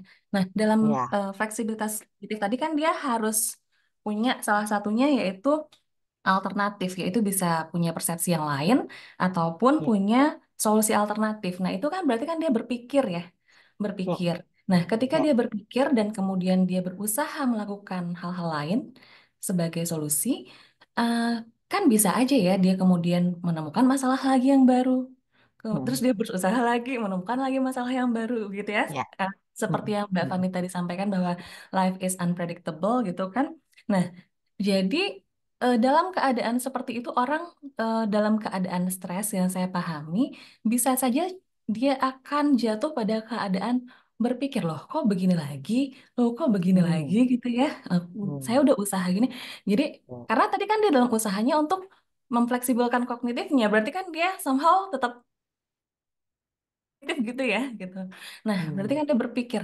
Nah, gimana kita membatasi, terutama kalau ke klien misalnya gitu, supaya Mm-mm. dia itu tidak menjadi over analysis dalam upaya fleksibilitas kognitif ini nggak jadi over analysis sehingga tidak terjadi paralyzed dalam behaviornya untuk kemudian terhindar dari tidak membuat progres gitu, Mbak Fani. Mm-mm. Kurang jelas ya. Jadi secara sederhananya analysis paralysis ini dia adalah over analysis yang kemudian bisa membuat dia secara kognitif ataupun secara behavior menjadi tidak membuat progres gitu loh. Hmm. Gitu. Oke. Heeh. Oke. Mm. Oke, oke, ya berarti ya udah saya coba jawab ya. Saya coba jawab yang Thank dimaksud. you so much. Jadi memang ini temuan saya ya. Ternyata gitu. Stresnya yang dari 512 sampelnya saya itu ya. Itu ternyata partisipan saya itu em, kebanyakan tuh stresnya di moderat, malah rendah. Moderat cenderung ke rendah gitu. Dan ternyata si fleksibilitas kognitifnya itu juga cenderung lebih banyak moderat ke tinggi gitu. Jadi apa namanya? Kalau dari hasilnya, mungkin kalau yang tadi Mbak Dini sampaikan itu sebenarnya penelitian saya yang lagi dijalani saat ini gitu. Tapi kalau mau saya sedikit spill aja gitu ya, um, somehow mereka akan tetap adaptif. Mereka akan tetap berusaha untuk adaptif gitu. Memang adaptif itu belum tentu efektif kalau dinilai sama orang lain. Gitu sih Mbak Dini. Jadi kacamata yang kita pakai ketika kita melihat orang lain melakukan coping adaptifnya itu kita sebenarnya harus pakai kacamatanya si orang itu gitu. Jadi kalau misalnya kita mau membantu klien, kita bisa pahami, memang kalau melihat masalahnya harus objektif gitu. Kita bantu si klien untuk bisa melihat masalahnya secara objektif dan coba membantu dia untuk melihat dari perspektif yang berbeda. Kadang-kadang perspektif berbeda itu tidak selalu perspektifnya psikolognya ya. Bisa jadi perspektif berbeda, bisa orang yang mungkin berinteraksi dengan dia, yang menjadi sumber masalah, tapi dia coba dibantu untuk memilah dan memilih sedemikian rupa supaya dia bisa melihat perspektifnya orang lain itu. Nah, ketika dia mencoba untuk melihat itu, kemudian kita juga bantu untuk kemudian dia melihat ada alternatif solusi nggak kira-kira yang paling tidak bisa win-win solution gitu. Kalau memang masalahnya sangat kompleks ya, Mbak Dini gitu. Eh, bahwa kemudian masalahnya nggak selesai dan ada masalah yang lain dan seterusnya, memang kan hidup jalan terus ya. Emang kayak lingkaran gitu, nggak pernah berhenti. Dan satu masalah bisa jadi memang itu bisa jadi bukan akar masalah yang sebenarnya sehingga memang tidak selesai, atau memang masalahnya segitu kompleksnya sehingga dia sulit untuk mengidentifikasi kalau disuruh pecah-pecah jadi mana nih gitu. Sebenarnya mana yang benar-benar menjadi masalah untuk si kliennya itu gitu. Ada lagi juga bisa dibantu untuk selain melihat akar masalah atau misalnya bisa juga dibantu kalau memang masalahnya banyak banget ya. Bisa ditanya mungkin prioritasnya sekarang mau menyelesaikan yang mana dulu gitu. Karena kalau memang banyak kan mesti satu-satu ya Mbak gitu. Karena kalau misalnya yang satu udah selesai, mungkin satu pikirannya nih agak bisa udah beres gitu. Kemudian dibantu lagi untuk oke berikutnya yang mana. Dengan dibantu dia untuk menata, jadi menata masalah ya jadinya. Di situ juga secara pelan-pelan kita bantu dia untuk menata, bisa melihat apa tadi tuh alternatif mungkin dari penyebab masalahnya. Kemudian nanti lihat potensi atau untuk risiko juga. Kemudian nanti dia akan lihat, oh berarti solusinya saya bisa begini, saya bisa begini dan begini. Gitu sih Mbak Dini. Semoga bisa menjawab. Tapi kalau urusan psikolog ini kebetulan yang saya ambil memang ini populasinya yang bukan klinis ya. Jadi memang bukan yang mengalami stres berat sehingga ya mungkin nanti akan ada penelitian lanjutan lagi ya setelah saya selesai yang ini dulu gitu. Tapi sejauh ini memang yang teridentifikasi kebetulan memang stresnya moderat ke bawah, moderat ke rendah dan fleksibilitas kognitifnya juga lebih ke yang moderat ke tinggi gitu. Demikian Mbak Dini. Baik, terima kasih Mbak Fani. Iya. Cuma saya mau meluruskan tadi Mm-mm. bahwa ini dalam pandangan kliennya sendiri, bukan dalam pandangan kita. Jadi dia Oke. merasa tidak bisa melakukan progres lagi akibat dari Mhm. overanalysis itu. Jadi bukan kita yang menilai dia tidak melakukan progres begitu. Mm-mm. Mm-mm. Tapi saya terima Oke. kasih tadi untuk masukan bahwa dia sebaiknya klien bisa disarankan untuk menyusun kembali prioritasnya Iya, ya. Nah, betul. kemudian saya tertarik lagi tadi Mbak, dan setelah dengar Iya. Pak Mas ya. Heeh. Nah, tentang olahraga sih sebenarnya kalau untuk jalan Mm-mm. kaki tadi kalau yang saya pahami ya.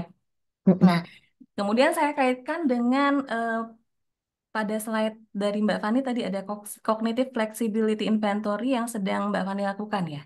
Kalau nggak Iya. salah sebutannya.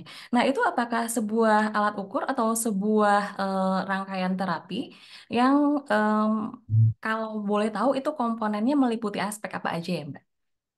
Dalam Oh, oke. cognitive flexibility inventory tadi saya Oke. jadi tertarik. Apakah mungkin karena kan kita tahu kalau olahraga kemudian pasti akan menghasilkan endorfin ya di otak sehingga Mm-mm. bisa membuat orang yang dalam keadaan stres itu menjadi lebih happy sehingga lebih fleksibel juga kognitifnya, Mm.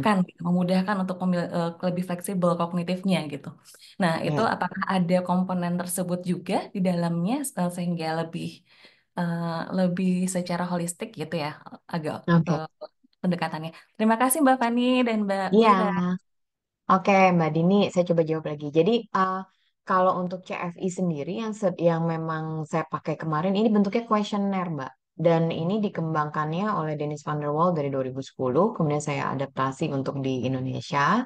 Sejauh ini memang kognitif apa fleksibilitas kognitifnya dilihat dari yang tadi itu dimensi kontrol dan dimensi alternatif. Jadi lebih melihat bagaimana seseorang ketika menghadapi suatu situasi yang memang penuh tekanan, dia kalau dimensi kontrol kan lebih seberapa dia yakin bahwa dia bisa mengatasi masalahnya atau mengatasi situasi yang sedang dihadapi. Jadi beberapa itemnya itu kalau nggak salah ada 7 item, itu akan melihat lebih ke seberapa dia yakin gitu.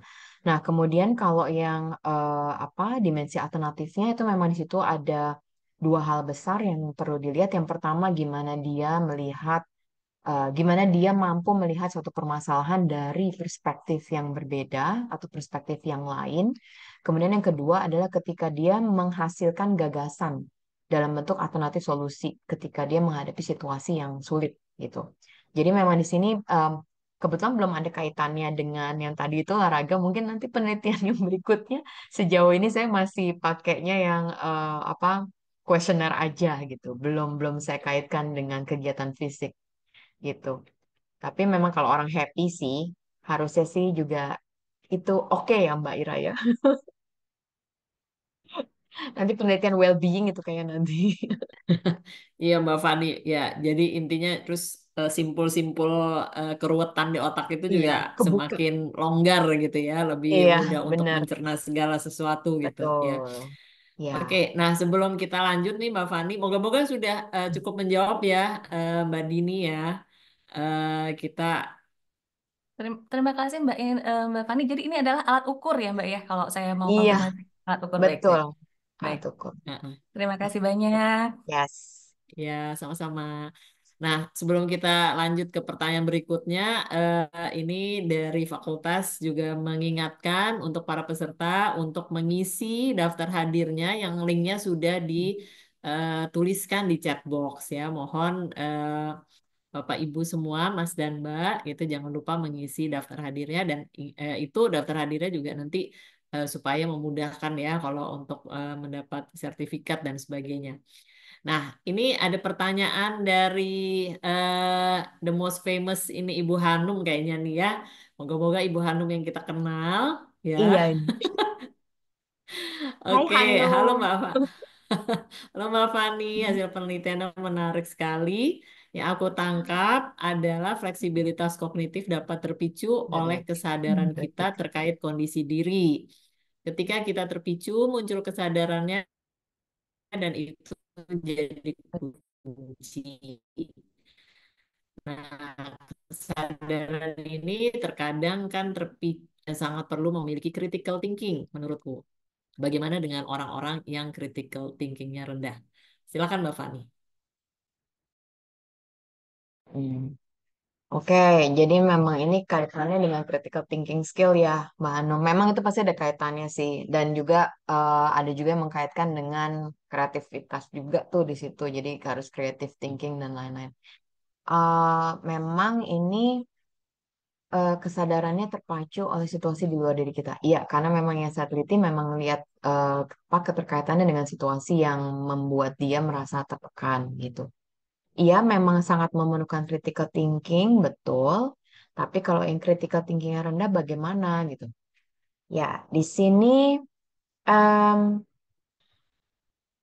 mungkin ini memang di luar penelitian yang saya lakukan sekarang sih. Saya belum belum melihat korelasinya antara ini. Tetapi untuk bisa mengembangkan si fleksibilitas kognitif atau melakukan ini, memang kita butuh untuk tadi itu ya kan, kita harus memilih informasi yang relevan, kemudian kita juga mesti lihat apa misalnya mana yang apa bisa bekerja atau tidak, yang kayak gitu, melihat strategi yang udah pernah dipakai apa gitu. Jadi kalau untuk orang-orang yang mungkin menyadari bahwa critical thinking-nya rendah gitu, Em, sebenarnya kembali ke yang tadi itu lagi sih Mbak Hanum, bahwa dia sadar nggak bahwa dia memang punya critical thinking skill-nya rendah gitu.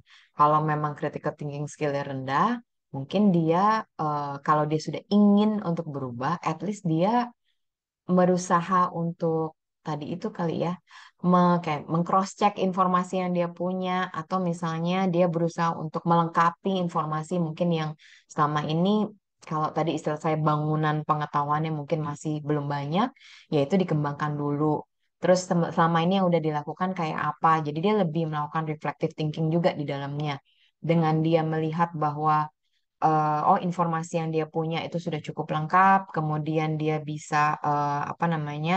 Mungkin tadi ada yang lihat informasinya lengkap, tapi strateginya ternyata nggak pas. Oh ya berarti aku harus mengubah apa nih? Jadi memang itu terkait, tapi menurut saya memang itu butuh tadi itu balik ke kesadaran si orang ini untuk mau berubah dulu gitu.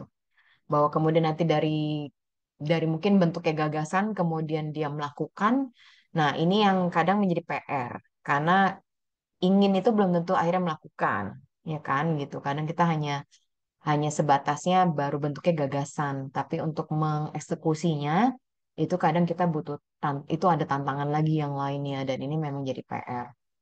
Gitu sih Mbak Hanum, semoga bisa agak menjawab ya. Tapi sejauh ini aku belum meneliti yang itu, jadi topiknya sekarang masih yang ini dulu. Iya, tapi mungkin ya, Mbak Fani, sebenarnya fleksibilitas kognitif itu juga ya intinya kan masalah yang kita hadapi atau uncertainty itu juga beragam gitu ya, range-nya ya, dari Betul. yang Mm-mm. sederhana sampai yang kompleks Mm-mm. gitu ya. Mungkin Mm-mm. aku rasa untuk hal-hal yang sangat kompleks gitu, mungkin critical thinking ini memang sangat berperan gitu ya. Tapi Mm-mm. bukan berarti kita harus segala-galanya apa masalahnya harus dengan critical thinking juga, moga-moga ya. Ya. Jadi tetap bisa Mm-mm. dilatih juga dengan hal-hal yang sesederhana tadi ya, cuman Mm-mm. apa jalan kaki apa dan sebagainya gitu. Mungkin Mbak Hanum moga-moga sudah menjawab pertanyaannya. Makasih. Oh Terima ya kasih suaranya banyak. sih Betul, kayaknya betul. Ini aku. memang ini the most famous Mbak Hanum ya. Iya, makasih. Aku cuma tadi tuh terpikir karena Mm-mm, tadi baru banget kalau tiap Jumat tuh di tempatku di UQ tuh kita ada diskusi dengan mm-mm, anak-anak Indonesia. Terus kita baru ngebahas mm-mm, soal daerah timur Indonesia lah. Hmm. Tadi pas aku mm, join join Resource Day ini, tiba-tiba Mm-mm. ngomong critical thinking, fleksibilitas kognitif gitu kan. Sementara Oh, tadi aku habis terpapar dengan daerah timur Indonesia yang mm, anak-anak di situ ngapain kalau udah lulus SMA? Ya ya. mengasuh sapi gitu mm, jawabannya tadi. Ya, betul. Terus jadi aku Hmm. terpikir kalau penelitian ini direplikasi di daerah sana apa ya hasilnya gitu karena Hmm. kupikir mungkin implementasinya akan berbeda ya nggak Ya. sih. Tadi Hmm. sambil dengerin apa setelah menuliskan pertanyaan terus dengerin Mbak Fani jawab apa dan Mbak Ira memberikan uraian gitu so aku terpikir mungkin implementasinya akan berbeda hasilnya akan berbeda. Eh, Hmm. Fleksibilitas kognitif itu akan tetap ada kali ya tapi Hmm. caranya tumbuhnya seperti apa, berkembangnya seperti apa, Betul. tergantung stimulus yang ada di lingkungan Betul. gitu. Hmm. Iya, betul. Keren. mm.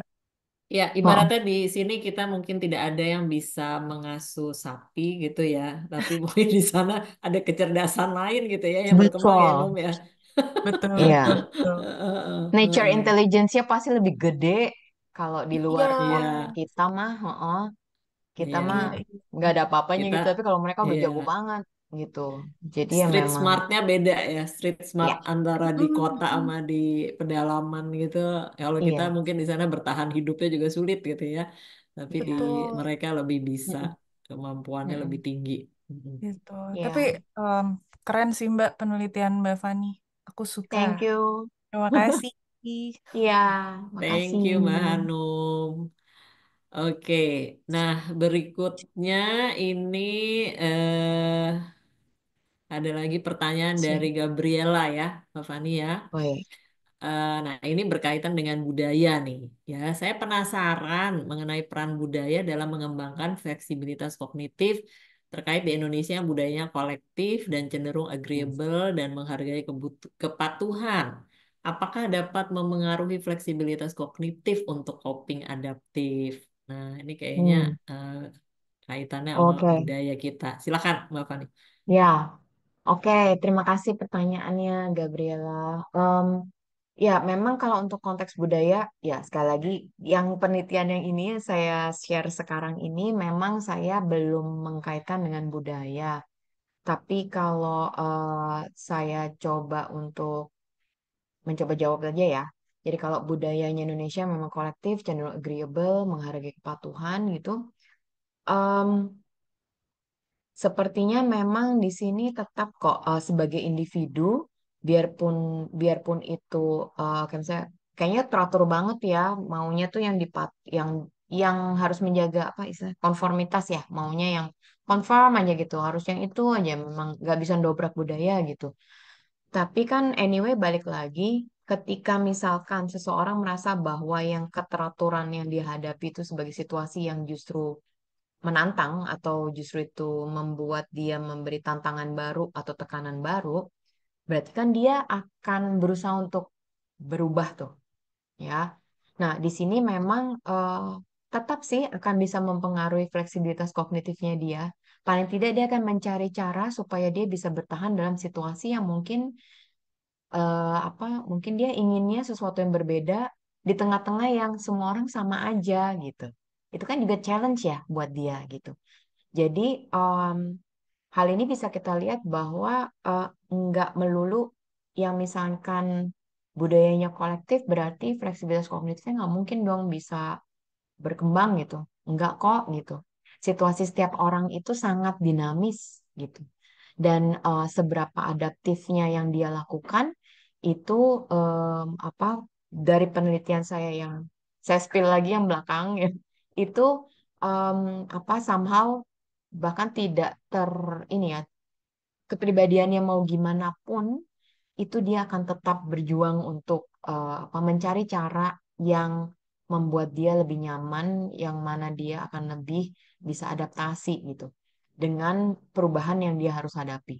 Itu sih. Jadi di budaya manapun, ketika seorang individu merasa ada sesuatu yang memang itu menjadi challenge buat dia, menjadi sesuatu yang dia harus berubah atau yang membuat dia sadar bahwa itu ada sesuatu yang berbeda yang harus dia lakukan, misalkan, itu sudah merupakan apa titik awal bahwa dia bisa mengembangkan fleksibilitas kognitif gitu. Jadi nggak masalah sih Mbak Gabriela itu. Itu sih Mbak. Oke, jadi Bisa menjawab. sebenarnya kembali ke definisi yang tadi kali ya, Mbak Iya. Fani ya. Ini kan Iya. fleksibilitas kognitif ini juga adalah tadi kan disebutnya sebagai kemampuan ya, atau skill Mm-mm. ya, gitu ya. Bukan berarti apapun gitu, trait kepribadian dan sebagainya gitu. Kalau Iya misalnya betul. kita bisa mengembangkan skill itu, ya itu akan lebih baik gitu ya, kurang lebih ya mungkin Mm-mm. ya, Mbak Fani ya. Oke, Iya. oke. Nah, mungkin gimana Mbak Gabriela? Moga-moga eh, sudah Terjawab terjawab. kah? Mm-mm. Oke, Oh sudah baik baik. Mbak. Oke. Terima kasih untuk Terima kasih. penjelasannya. Heeh. Siap. Oke, nah sekarang Nah, ada lagi pertanyaan. Jangan lupa kembali mengingatkan para peserta untuk mengisi daftar hadir. Nah, ini dari Mbak Green Rai Prihandini. Terima kasih Mbak Fani atas penjelasannya yang insightful. Izin bertanya, karena kebetulan mahasiswa saya kemarin membawakan topik skripsi dan fenomena yang kemudian dikaitkan dengan fleksibilitas kognitif. Untuk fleksibilitas kognitif ini, tapi dalam konteks tertentu, kalau dalam mahasiswa saya terkait dengan perilaku fans, gitu ya. Apakah secara konkret bisa diaplikasikan? Karena tadi disebutkan bahwa ada situasi baru dan tidak terduga, mengingat kadang fans melihat ada perubahan kehidupan dari idolanya yang berdampak juga pada kehidupan dirinya. Oke, nah ini fans-fansan nih ya. ini ya topik Oke. topik skripsinya menarik sekali nih. Ya, Korea-Koreaan ya. Kayaknya kebayangnya begitu. iya, Oke, jadi memang silakan. sebenarnya terkait dengan topik apapun memang secara konkret tetap bisa diterapkan sih, gitu, tetap bisa diaplikasikan. Mungkin kalau Mbak Rai bisa buka mic lagi, kita lebih bisa ngobrol aja deh soal ini. Karena ini kan berarti dia berkaca pada perubahan yang terjadi pada kehidupan idolanya ya. Jadi kan maksudnya standarnya dia adalah si kehidupan idolanya. Nah, tapi kan kemudian fleksibilitas kognitif ini kembali lagi ke dianya nih. Dianya maunya apa gitu. apakah kemudian dia merasa bahwa ada sesuatu dari dirinya dia yang harus berubah karena si idolanya berubah gitu. Tapi kan kalau kita lihat lagi, apa yang mau dirubah sebenarnya, perubahan apa yang sebenarnya ingin dia entah tiru atau apa, tapi kan sebenarnya itu banyak hal yang mempengaruhi juga ya gitu. Iya. Maksudnya fleksibilitas kognitifnya di situ tuh mahasiswanya mau lihatnya di mananya sih gitu. Iya. Mbak Rai bisa buka mic mungkin? Iya, selamat siang Mbak Fani. Hai, iya. Eh, Yang kayak apa Mbak? Coba boleh jelasin iya, kali. Menarik loh kemarin ini. tuh baru bawa topik sih, belum belum nyampe ke apa namanya sampai detail gitu. Cuman dia cerita Hmm. terkait ketertarikannya. Kalau ini tuh kebetulan konteksnya bukan di eh, Korea, fandom Hmm. gitu ya, maksudnya fans dengan idola Korea, tapi lebih ke JKT48 gitu. Karena Oh, yang oh. meneliti cowok gitu, karena kalau cowok-cowok Oke. tuh suka JKT48 lumayan ini kan, lumayan intens gitu, lumayan semangat gitu, dibandingkan kalau cewek-cewek biasanya K-pop gitu. Nah, karena dia cowok, dia pengennya lihat yang di JKT48 itu laki-laki ke idola dia yang perempuan di JKT48. Oh, gitu. Iya, terus kalau dari dia sih fenomenanya yang dia obrolin itu terkait dengan ini Mbak, karena ada sistem apa ya kayak graduation gitu, kayak lulus si membernya gitu dari si grup ini. Jadi kayak kalau dia udah lulus kan udah nggak ada lagi tuh. Nah itu kan membuat fansnya, terutama yang suka sama si A itu misalnya yang dia mau lulus tuh jadi sedih atau gimana gitu. Nah itu Oh. berkaitan dengan hal itu yang dia obrolin sih. Gitu. Hmm. Oke. Jadi sebenarnya lebih karena takut kehilangan si fansnya itu ya karena udah lulus ya. Jadi Itu. apa yang akhirnya dia bisa lakukan untuk bisa Hmm. beradaptasi dengan kehilangan itu gitu kan karena nanti dia udah nggak ada lagi tuh di Hmm. JKT48 setelah lulus gitu. Nah itu Oh. kalau dilihat tuh apakah dia jadi bisa jadi lebih tetap rasional gitu atau seperti apa? Apa namanya menghadapi kehilangan Antisipasi berarti ya. ya Untuk kehilangan antisipasi kehilangan iya si betul. fansnya itu gitu.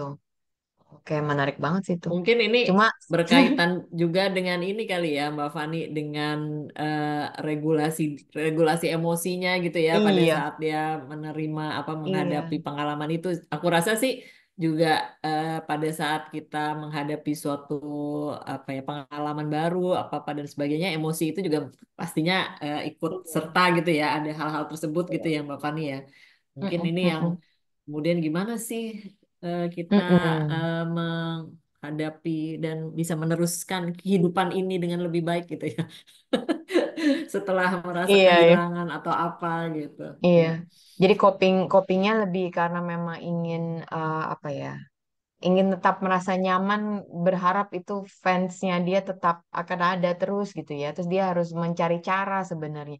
Ya itu bisa aja sih, maksudnya fleksibilitas kognitifnya bisa dilihat ke arah situ juga, gimana dia mengantisipasi, gimana dia mempersiapkan diri bahwa ya kan memang udah nggak ada deh di JKT48, tapi mungkin kan ada nggak tahu apa sosial medianya mungkin tetap bisa diikuti gitu karena walaupun udah lulus kayaknya tetap ada ya harusnya ya tapi saya nggak ngikutin si JKT48 sih tapi em, tentunya ada cara-cara yang bisa apa diteliti mungkin oleh mahasiswanya Mbak Rai nanti mungkin lebih lihat gimana si eh, partisipannya nanti mempersiapkan diri gitu untuk bisa coping dengan situasi yang mungkin tidak terduganya karena nggak tahu kapan hilangnya ya itu ya dari si formasi itu ya Iya gitu. Mbak.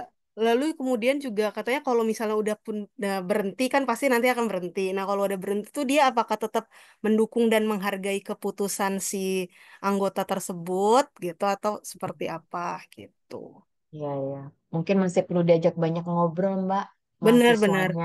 Saya juga pas Karena denger itu tuh lumayan, wah apa nih baru gitu. Terus kemudian iya secara kebetulan betul. lihat updatean medsosnya psikologi UI, loh ini yang kemarin lagi diobrolin nih sama mahasiswa saya gitu. Jadi saya tertarik untuk ngeliat apa sih sebenarnya flexibility kognitif ini gitu.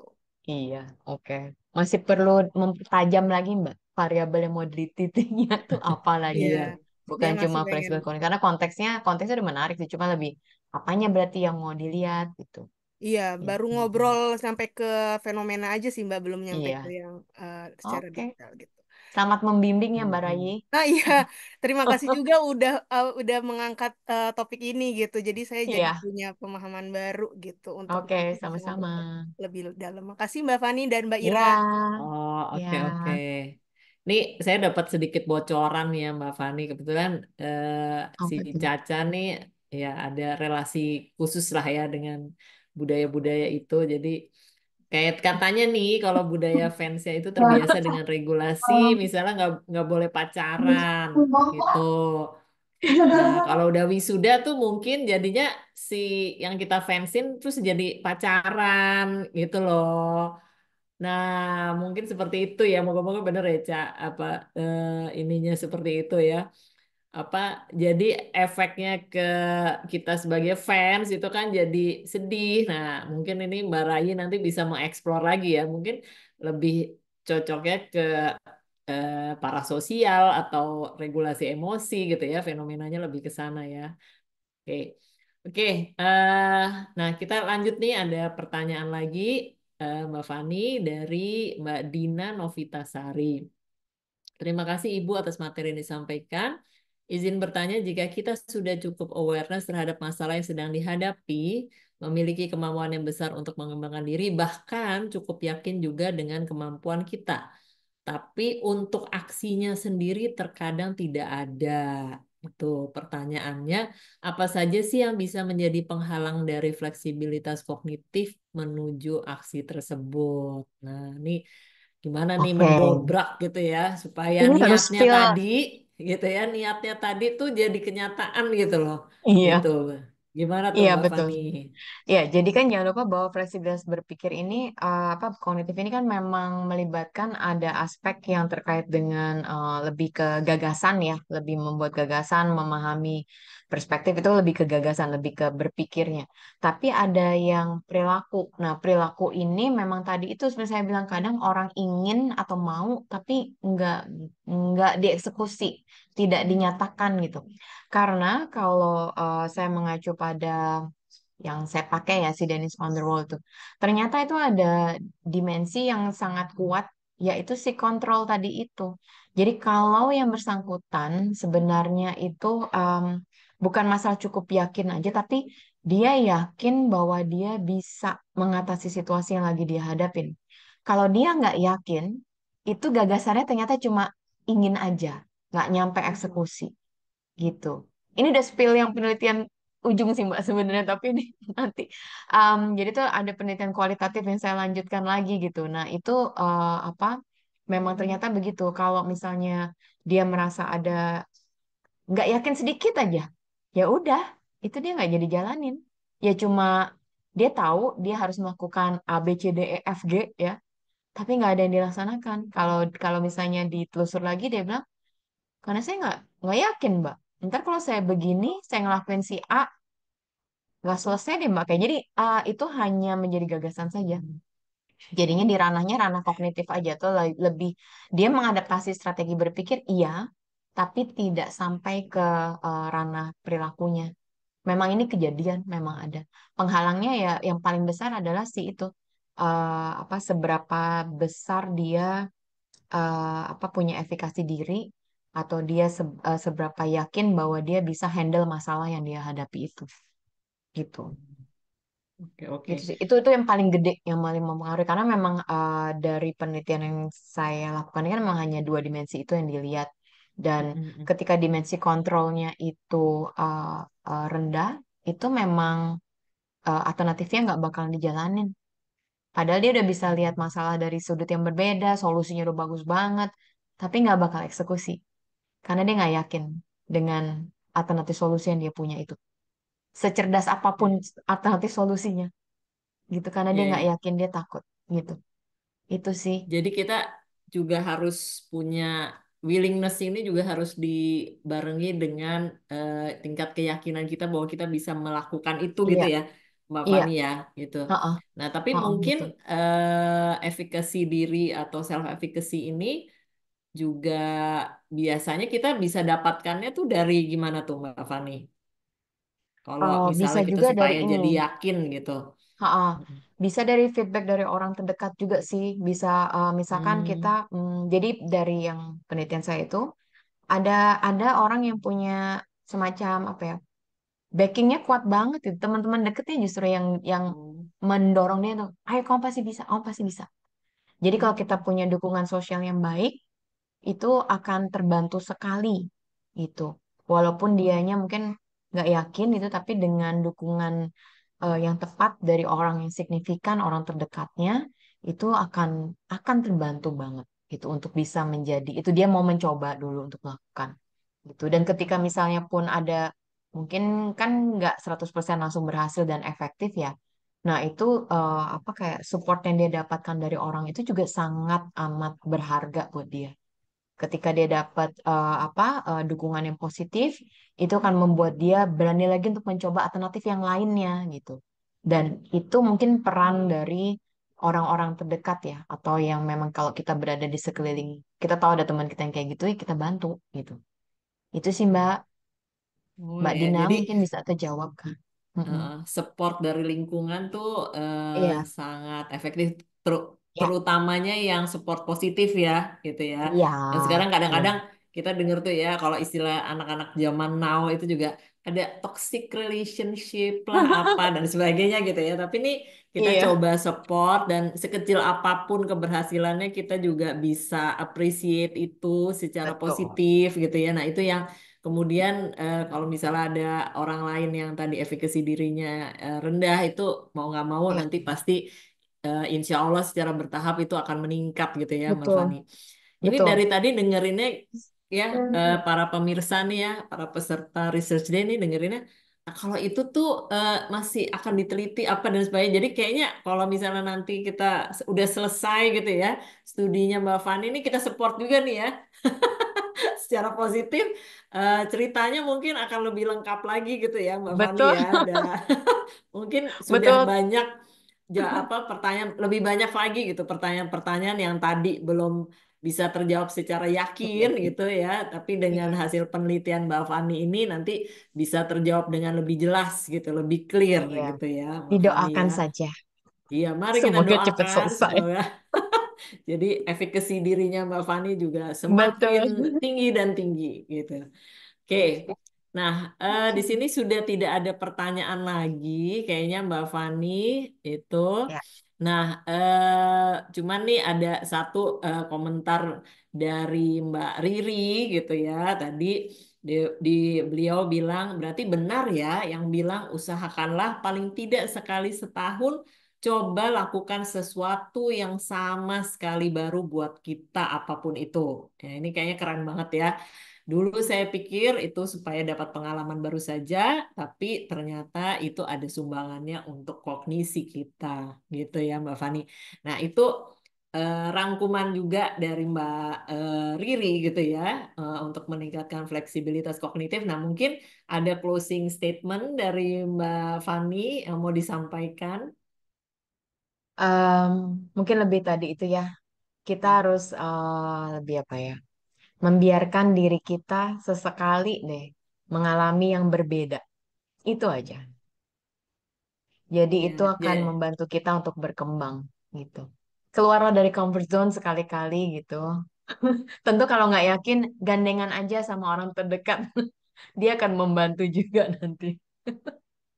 Ya, Gitu sih betul Mbak. ya. Oke, Iya, jadi perbedaan itu bukan sesuatu yang harus kita hindari, tapi ya, justru perbedaan itu harus kita embrace gitu ya, kita iya, sambut gitu ya, dan siapa tahu betul. di situ kita mendapatkan banyak hal baru juga, dan Iya. disitulah fleksibilitas kognitifnya semakin berkembang. Jadi nanti Yes. kalau ada pertanyaan ayam lagi gitu ya, kita tadi tuh resepnya Mbak Hanum gitu ya, critical thinking kita jadi udah udah pakai dulu gitu ya, walaupun kita fleksibel tapi kita juga cerdas dalam menjawab pertanyaan tadi seperti si ayam tadi ya, Mbak Fani ya. Oke, baik. Apakah ada pertanyaan lagi dari para peserta? Sebelum benar-benar kita akhiri, Nggak ada. Oke. Jadi untuk para peserta, apabila ingin mendapatkan e-certificate, kemudian link dari acara ini gitu ya, link rekaman, sekaligus materi yang tadi sudah dipaparkan oleh Mbak Fani, jangan lupa mengisi daftar hadirnya yang sudah ditulis di kolom chat oleh panitia dari fakultas. Nah, setelah itu juga jangan lupa follow media sosial Fakultas Psikologi UI untuk acara-acara Research Day yang secara rutin diadakan sebulan sekali. Ya, moga-moga ini terus menambah berbagai insight di dalam diri kita juga, mungkin fleksibilitas kognitif kita juga semakin berkembang. Nah, untuk pertanyaan lebih lanjut, bisa juga menghubungi panitia melalui email rpm.fpsi.ui@gmail.com. Oke, baik. Terima kasih banyak Mbak Fani atas ilmunya, hasil penelitiannya, sharingnya gitu ya. Semoga semuanya apa yang kita sudah sampaikan pada hari ini bermanfaat bagi kita semua. Baik, Bapak Ibu semua, dengan demikian kami akhiri acara Research Day hari ini. Selamat beraktivitas, selamat menikmati akhir pekan ya. Semoga kita bisa bertemu kembali di acara-acara Research Day berikutnya. Oke, salam sehat dan semangat semuanya. Terima Amin kasih. ya. Makasih Terima Mbak kasih Fani, semua. makasih Mbak